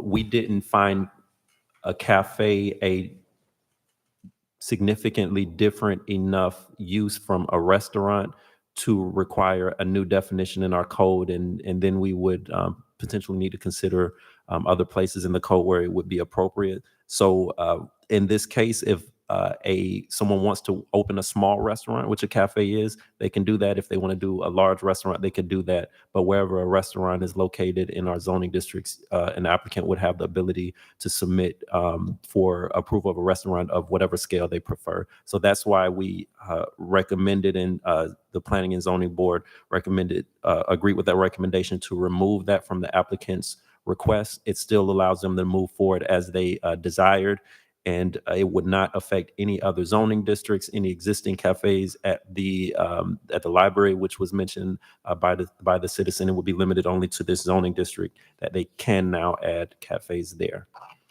Thank you. Additional comments from the board? Madam Clerk? Councilperson Miller Anderson. Yes. Chair Pro Tem Lanier. Yes. Chair Lawson. Yes. That item passes. Thank you. 11A?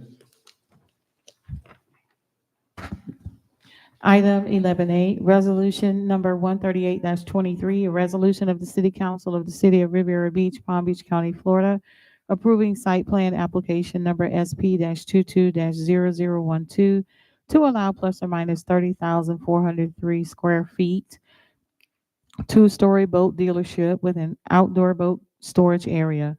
The subject property is located at the southwest corner of the intersection of West 12th Street and the Broadway corridor, providing for an effective date and for other purposes. Mr. Chair, we do have one public comment card for this item. The acceptance of public comment cards for this item is now closed. We have a motion? So move. Second. Motion been made and properly seconded. Let the record reflect that Councilman McCoy and Councilwoman Botel are no longer on the dais. Mr. Evans? Mr. Chair, members of the board, if I could have the Director of Development Services, Mr. Clarence Sermons, to make this presentation. Thank you, Mr. Manager. Good evening again, members of council. This presentation is a follow-up to the two ordinances that you voted on earlier associated with the Mariner Marine project. As you can see on the screen, the red dot shows the location of the proposed development. And here in red, you can see an outline of the parcels in question for this proposed development. Again, views from the northeast, the north, southeast, and the south. And the proposed development plan, and again, I won't go through this again, it has not changed since the ordinance earlier. The proposed abandonment, which was just voted on, and here, this item and the next are associated with these two resolutions. One is the proposed plat that would consolidate the parcels that you saw on the previous slide. Again, there are multiple parcels that are involved in this block. This plat would consolidate them all and provide the necessary easements for utilities on the would-be consolidated block for this development. The proposed site plan, just to orient you, this is north, this is Broadway on this side. As our downtown development regulations prescribe, the building is next to the roadway, and it is 2 floors to help us create the downtown that we are aspiring for in the Broadway corridor. But as allowed by the code, it does also afford the option of outdoor storage for marine industries, which this applicant is taking advantage of. The repair area for the use is in the back, tucked behind the building, and then there's some parking for boats as well as vehicles to the south. I want to quickly point out that, as I mentioned earlier, there were conversations between the residents nearby and this applicant. They had already proposed a linear park and outdoor space along the western boundary of the property, and a wall along there in where the storage would be. Due to those conversations with the public, they agreed to extend the wall partially on the northern boundary and the southern of this property, just to provide additional privacy and screening to the residents. And you will see that condition for the wall shall be in the resolution if council supports that. The proposed landscaping plan is on the screen before you now. Again, they met and or exceeded the landscaping code for this project, as you can see indicated by the figures. And again, there's a public amenity of a linear park along the western boundary of the property. And before you now are the proposed elevations of the project. So according to the city's land development regulations, there are certain requirements that are under consideration when a site plan is before you for consideration. Staff has reviewed this application against those. We've looked at it, this project we've looked at its consistency with the future land use plan, the zoning code, service levels for utilities, compatibility with neighborhood, landscaping, lighting, parking, and traffic, and they have satisfied the staff review requirements for all of those areas. These are all the entities that have looked at this project inside the city as well as outside.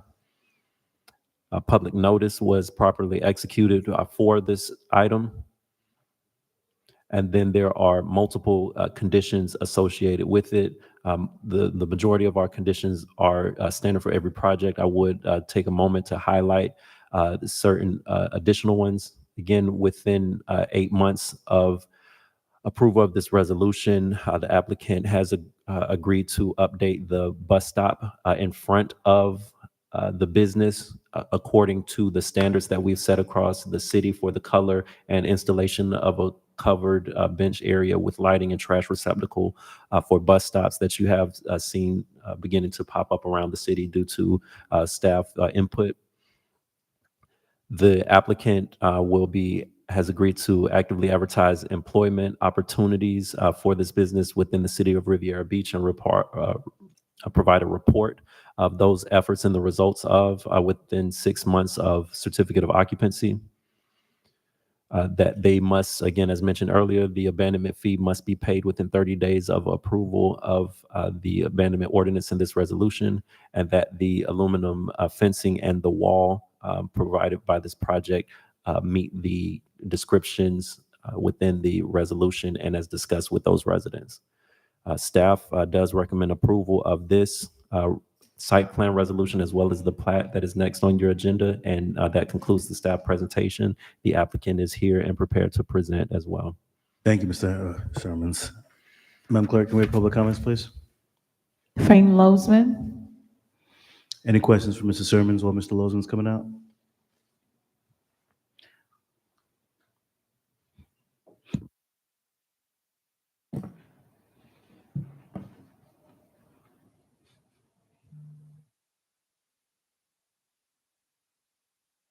Welcome, Mr. Lozman. Wayne Lozman, good evening again. I think the applicant should be commended for taking a part of the city that's been run down and blighted and wants to build a brand new facility there. And as I supported the Rybovich project, I certainly support this project. The applicant's father is a legendary success in the automotive and boating world, and I think having John Staluppi Jr. investing in Riviera Beach is a wonderful thing. And I think if that's successful, it also help redevelop other areas adjacent to that. So I think the city should be honored that they came into Riviera Beach after some of the issues that some other applicants had, especially Safe Harbor, to go forward with their project. And I think it's one of the great projects I've seen on the west side of Broadway in the Marina District since I've been here since 2003. Thank you for comments, Ms. Lozman. Madam Clerk, any additional comments? That was the only comment card submitted. Thank you. Council members? Madam Clerk? Councilperson Miller Anderson. Yes. Chair Pro Tem Lanier. Yes. Chair Lawson. Yes. That's a unanimous vote. 11B? Item 11B, Resolution 139-23, a resolution of the City Council of the City of Riviera Beach, Palm Beach County, Florida, approving a replat application number PA-23-0003 from JS12 Real Estate Holdings LLC, applicant, for a request of a major site plan approval. The subject property is located at the southwest corner of the intersection of West 12th Street and the Broadway corridor. providing for an effective date, and for other purposes. Mr. Chair, we do have one public comment card on this item. The acceptance of public comment cards for this item is now closed. Thank you, So Madam Clerk. moved. Second. Second. It's just the three of us Mr. here. I Evans. mean, it's got to Go be ahead. one of us. Mr. Chair, members of the board, if I can have the Director of Development Services, Mr. Clarence Sermons, to make this presentation. Thank you, Mr. Manager. Good evening again, members of council and honorable mayor. This item is the plat associated with the previous item that you just voted on, and staff has no additional presentation for it. Thank you, Mr. Sermons. Questions from the board? Public comment card? Mr. Fane Lozman. Thank you, Ms. Lozman. No comments from the board? Madam Clerk? Councilperson Miller Anderson. Yes. Chair Pro Tem Lanier. Yes. Chair Lawson. Yes. Unanimous vote. 11C? Item 11C, resolution number 159. I'm sorry, Madam Clerk. We actually moved those to consent, 11C. Oh, and I D. apologize. You sure did. Yes, ma'am. 11E now. We are on 11E. Resolution number 152-23, a resolution of the City Council of the City of Riviera Beach, Palm Beach County, Florida, approving application number SP-22-0003 from 7920 Riviera Beach Holdings LLC applicant for a site plan request to construct a new multifamily development of 60 townhomes and 255 multifamily market rate units, totaling 315 dwelling units on the subject property on approximately plus or minus 15.77 acres of real property located 7982 North Military Trail, 7920 North Military Trail, 7880 North Military Trail, 7940 North Military Trail, 4411 Leo Lane, 4123 Leo Lane, and 4279 Leo Lane, providing for an effective date and for other purposes. We do have one public comment card, the acceptance of we do not have any public comment cards for this item. The acceptance of public comment cards for this item is now closed. Thank you, Madam Clerk. Motion to approve resolution number 152-23. Second. Thank you. The motion has been made and properly seconded. Mr. Evans? Mr. Chair, members of the board, if I can have the Director of Development Services, Mr. Clarence Sermons, to make this presentation. Thank you, Mr. Manager. Good evening again, members of council. This site plan resolution before you is associated with the three ordinances that you heard earlier this evening. Now that based on your votes, the future land use map, zoning map, and text amendment have been effectuated by your votes, this resolution is now approvable based on those new regulations applicable to this piece of land. So now I will get into the site plan and the development that is proposed here. Again, indicated by the red dot is the location of the project in the city. Now you can see a closer version of the properties under the control of the applicant. And again, as stated before, the development proposes 60 townhomes and 255 multifamily market rate units, totaling 315 dwelling units on these 7 parcels of land.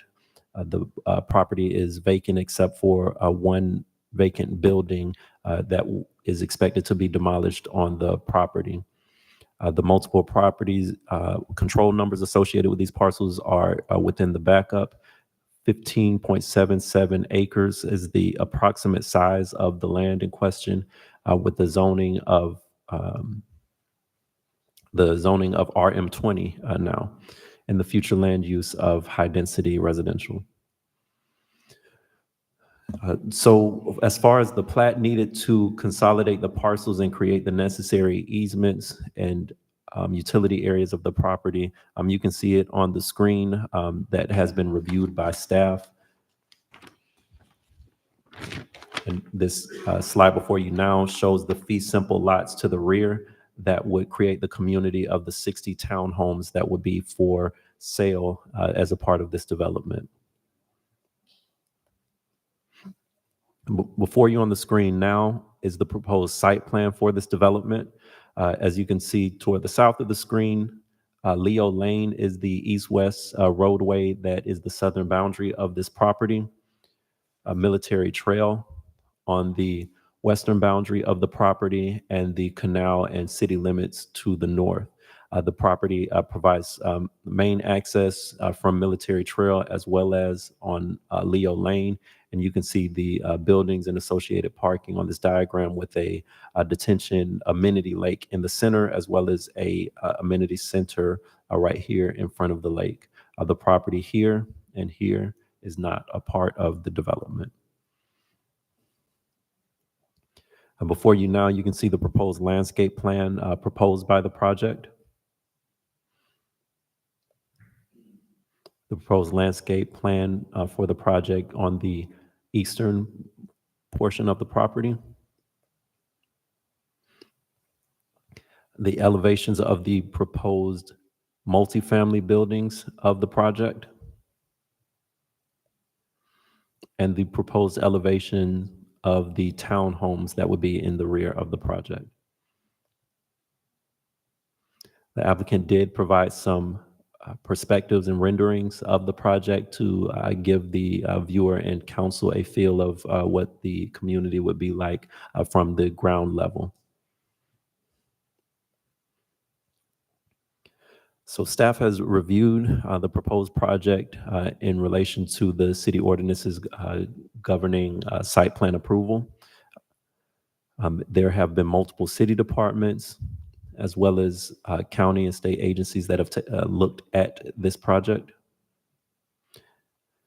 We find it inconsistent with the future land use map, zoning, levels of service for utilities, neighborhood compatibility, landscaping, lighting, parking, and traffic. We have properly noticed these items according to city regulations and state statutes. And we have received feedback from the community meeting that the applicant held on this project, and their feedback was taken into account by the developer and changes were made to the project. Staff recommends approval of this application with the recommended conditions. I would like to bring a few of them to your attention.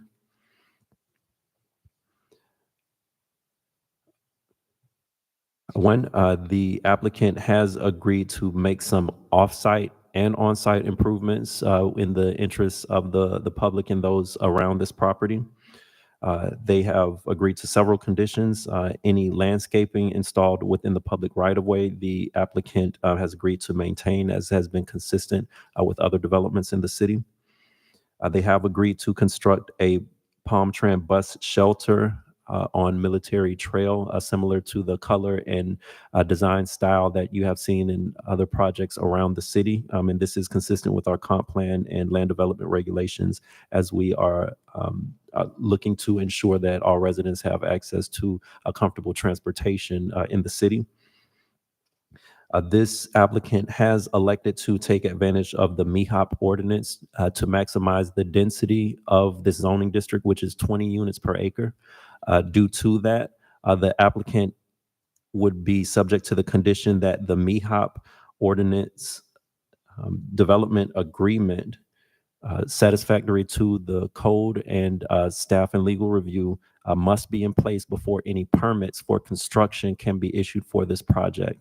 That MEHOP agreement would be essentially be a contract between the developer and the city, outlining their responsibilities for MEHOP with employment and contribution to affordable housing.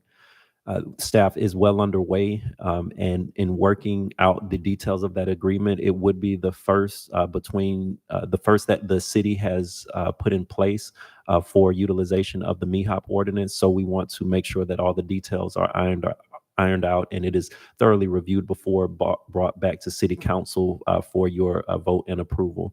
That resolution would have to be in place before they could receive any construction permits for this project due to the density benefits that they would receive through MEHOP.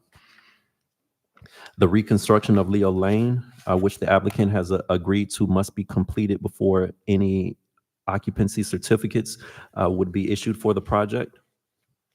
the relocation of the bus stop for Palm Beach County School District that was mentioned by the residents that attended the community meeting.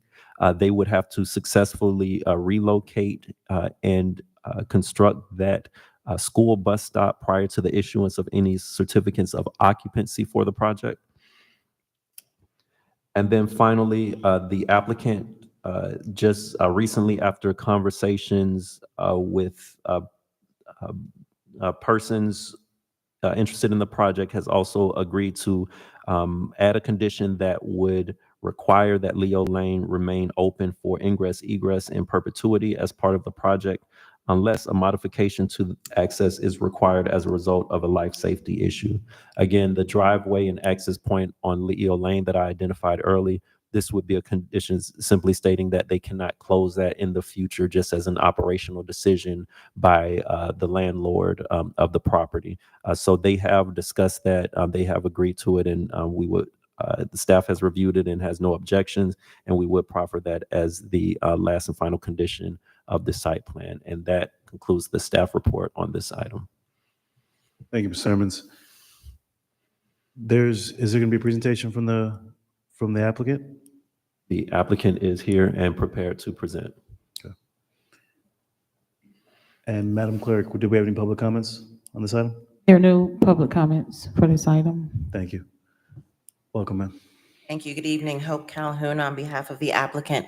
We have a presentation. We're happy to go through it at the chairperson and the commission's discretion, delight, pleasure, whichever. So if you'd like us to, we can go through that as briefly. Council?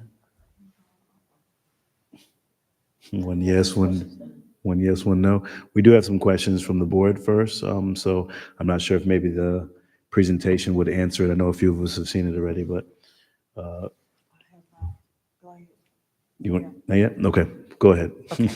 I will do this as quickly as I possibly can. Thank you. Some of this I'm going to skip because it had to do with the other ordinances that were already adopted, so I'm going to skip that. But the first thing you're going to see hopefully will make you happy, and if it works, it's a very quick video presentation that, how do I make it work? Is that something you guys have to do in the back? It's just going to show you the project very quick. Oh, I think here it is. I'll try to narrate.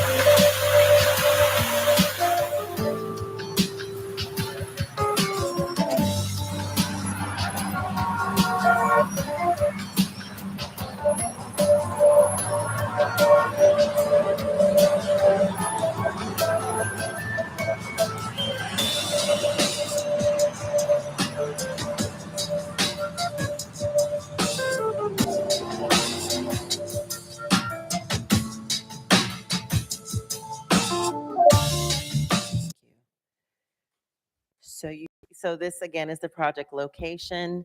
Again, you've seen all of this. I'm going to go through it quickly. You already approved, and we appreciate you approving and adopting the land use and the zoning changes and the parking modification, which I want to add did not modify the number of required spaces.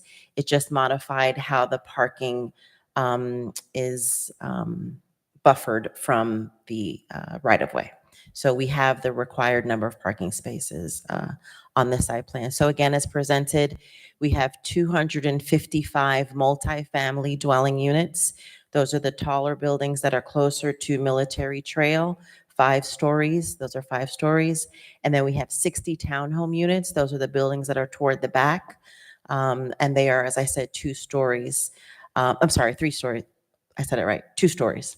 And then in the center, we have a lake that's approximately 1.94 acres that is in the middle. You'll see we have surface parking as well as garage parking in the townhome units, surface parking for the balance. Mr. Sherman's went through most of this already, and here's the plat. And again, it just serves to unify all of the parcels, because remember, this was an assemblage of a number of parcels that were previously underutilized. And so we are very, very, very, very excited to bring this project, this residential project, to the city of Riviera Beach. We have been at this for over 2 years. I'm sorry, over 1 year, not 2 years.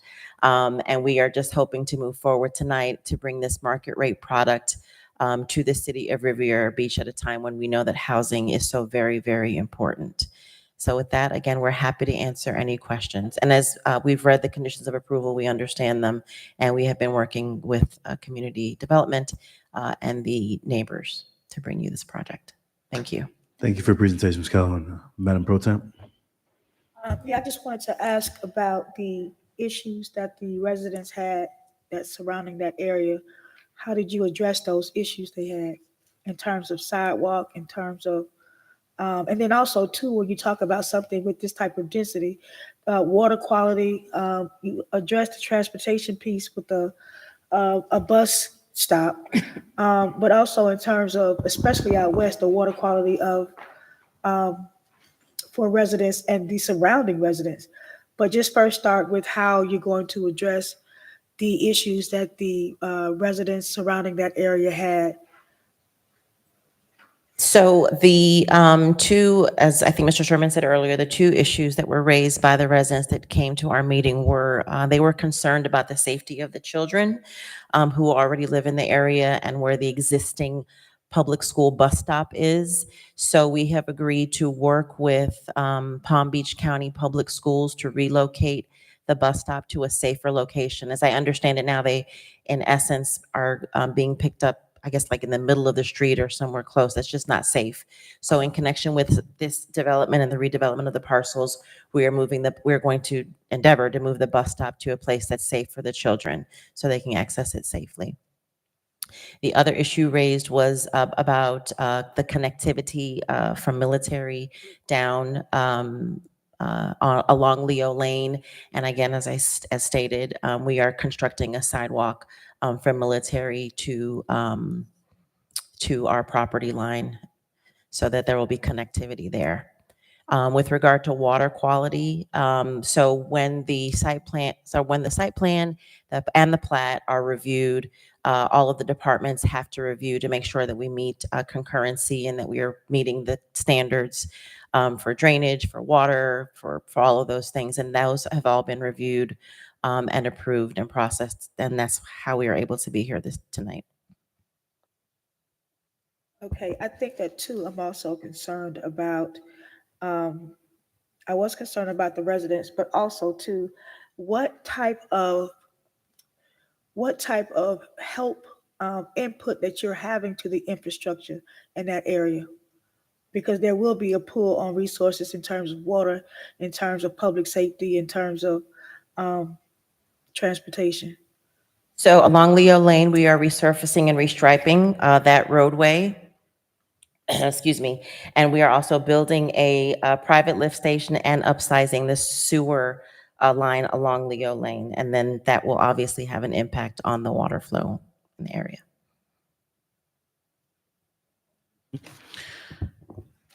Ms. Miller Anderson? She answered the one question I was going to ask about the bus stop, but she answered that already. Yeah, the bus stop was one. I also had the question about Leo Lane, so thank you about that as well. The MEHOP, Mr. Sermons. I just want to ask a few more questions about the MEHOPs just so I can understand. You said that we have to finalize the policy for them to go ahead and get the permitting for the MEHOP? They would have to finalize the essentially contract, but it would be a resolution brought before City Council that would be a development agreement that they would need to abide by during the construction of the project. If I may, it's not the policy that has to be finalized because you all, as you know, adopted or amended your code recently. You have a policy in place. We're actually going above and beyond your existing code. We are participating in the MEHOP program by having a minority participation component. And we are also making a contribution to the city's affordable housing fund. What Mr. Shermans is referencing is an agreement that memorializes what we are doing in connection with this development of the project. So you knew where I was going next, Ms. Calhoun, so You're thank welcome. you. Minority participation, affordable workforce housing component, and the contribution. Mr. Sermons, what type of contribution are we looking like for the MEHOP in regards to the affordable housing component? And is that going to go into the Florida Housing Trust? It would go into the city's housing trust. The city's housing trust, yeah. Right, which was established by the ordinance when you recently amended it. The applicant is making a contribution to it. I don't have that agreement, which is under works, in front of me with the number proposed, and the applicant may have that figure. But yes, there would be a contribution to the city's housing trust fund, but they would also have very specific requirements in the hiring for their workforce of the construction of this project that they would have to meet during the duration. So this, one of the main things this agreement accomplishes is what does that reporting look like? How will they verify what employment rates that they have met? What happens if they don't meet those? All of those things would be outlined in this development agreement that is under works. And again, we are working closely with our legal and the applicant's legal to hammer out all of the details of that agreement. How soon will we have that before us? I would say likely January, based on the rate we're going at right now. We had a draft that we sent to the applicant. They sent us some comments, and right now it's in the applicant's hand. I think we were just about close all of the daylight in between us. So I would say it's very reasonable that we have this in front of you in January. Okay. I just don't want us to be the holdup in regards to the comments. I want to get this done so that we can address, because it seems like that they're willing to answer the cries of addressing our housing crisis, of making sure that we're using local minority participation, and also contributing to our housing trust, which is going to allow us to build additional housing. But we do need to stockpile some land, because we're going to have these funds available, but not have anywhere to actually build some housing components. We're addressing the housing crisis that we have, but one of the first conversations that we've had at the very beginning was in reference to the affordable component. And I know that your applicant wanted to do a fee simple product with and also a market rate product. But we have to build out that program. So Mr. Evans, with the dollars that's going into that trust fund, we have to make sure that we have a plan in place to really address the housing crisis for the workforce component as well. Because we're going to have 355 doors, which we can hang our hats on, which is an excellent accomplishment. But the workforce and affordable component needs to be addressed in our community as well. Thank you. That was all the questions I had. Pro Temp, Ms. Miller-Anderson. Thank you, Ms. Calhoun, for the presentation. Thank you. We appreciate it, and thank you for contributing and investing into Riviera Beach. And Mr. Thank Sermon's great work on this one as well. This was done in a very timely fashion. It was able to get across the desk at an expedited rate, so thank you. Madam Clerk. Councilperson Miller-Anderson. Yes. Chair Pro Tem Lanier. Yes. Chair Lawson. Yes. Unanimous vote. Thank you very much. Have a Thank you, good ma'am. night. Final item, 11F. 11F, resolution number 151-23, a resolution of the City Council of the, a resolution of the City Council of the City of Riviera Beach, Palm Beach County, Florida, approving replat application PA-22-0005 from 7920 Riviera Beach Holdings LLC to replat 7 parcels, plus or minus 15.77 acres of contiguous lots of record according to the plat's tabular data into Tract R, Tracts OST1-OST6, Tract W, Tracts F1, F2, parcels A, B, C, Tracts RW, and plus or minus 60 lots totaling approximately plus or minus 15.77 acres, plus or minus 686,885 square feet of land area regarding properties generally located 7982 North Military Trail, 7920 North Military Trail, 7880 North Military Trail, 7940 North Military Trail, 4411 Leo Lane, 4123 Leo Lane, and 4279 Leo Lane, and providing for an effective date and for other purposes. Mr. Chair, we do not have any public comment cards for this item. The acceptance of public comment cards for this item is now closed. Can I have a motion? So moved. Second. Motion been made and properly seconded. Mr. Evans? Mr. Chair, members of the board, if I can have the Director of Development Services, Mr. Clarence Sermons, to make this presentation. Thank you, Mr. Manager. Good evening. One more time, members of council. This item is the plat associated with the project that you just heard. Staff has no additional presentation for this item. We recommend that it be approved on the condition that all final staff comments are resolved before recordation. And that concludes staff presentation on this item. Thank you for your comments, Mr. Sermons. Chair, I Pro just Tem. wanted to thank and commend Mr. Sermons for his work tonight. I think most of the agenda was his items, and he did an excellent job with Ms. Deirdre Jacobs in oversight. We really appreciate the fact that a lot of these items that have been languishing in your department, you brought them forth, so we really appreciate your hard work and your staff. Thank you so much.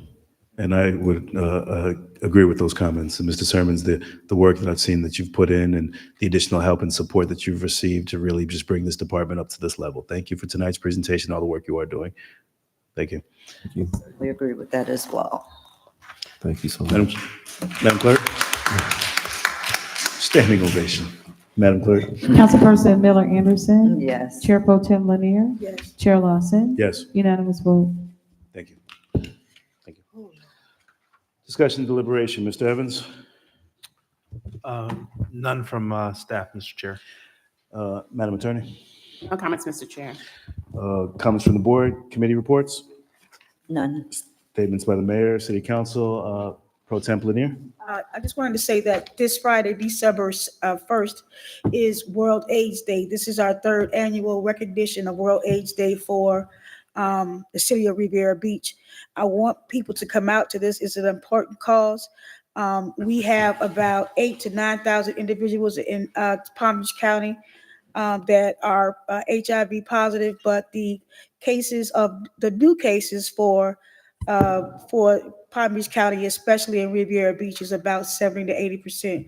So it is still a struggle to ensure that people recognize HIV, understand what it means, and also know that there is treatment that is available for them. So this Friday here at the marina, we'll be not celebrating, but we'll be recognizing World AIDS Day. It starts at 5 p.m.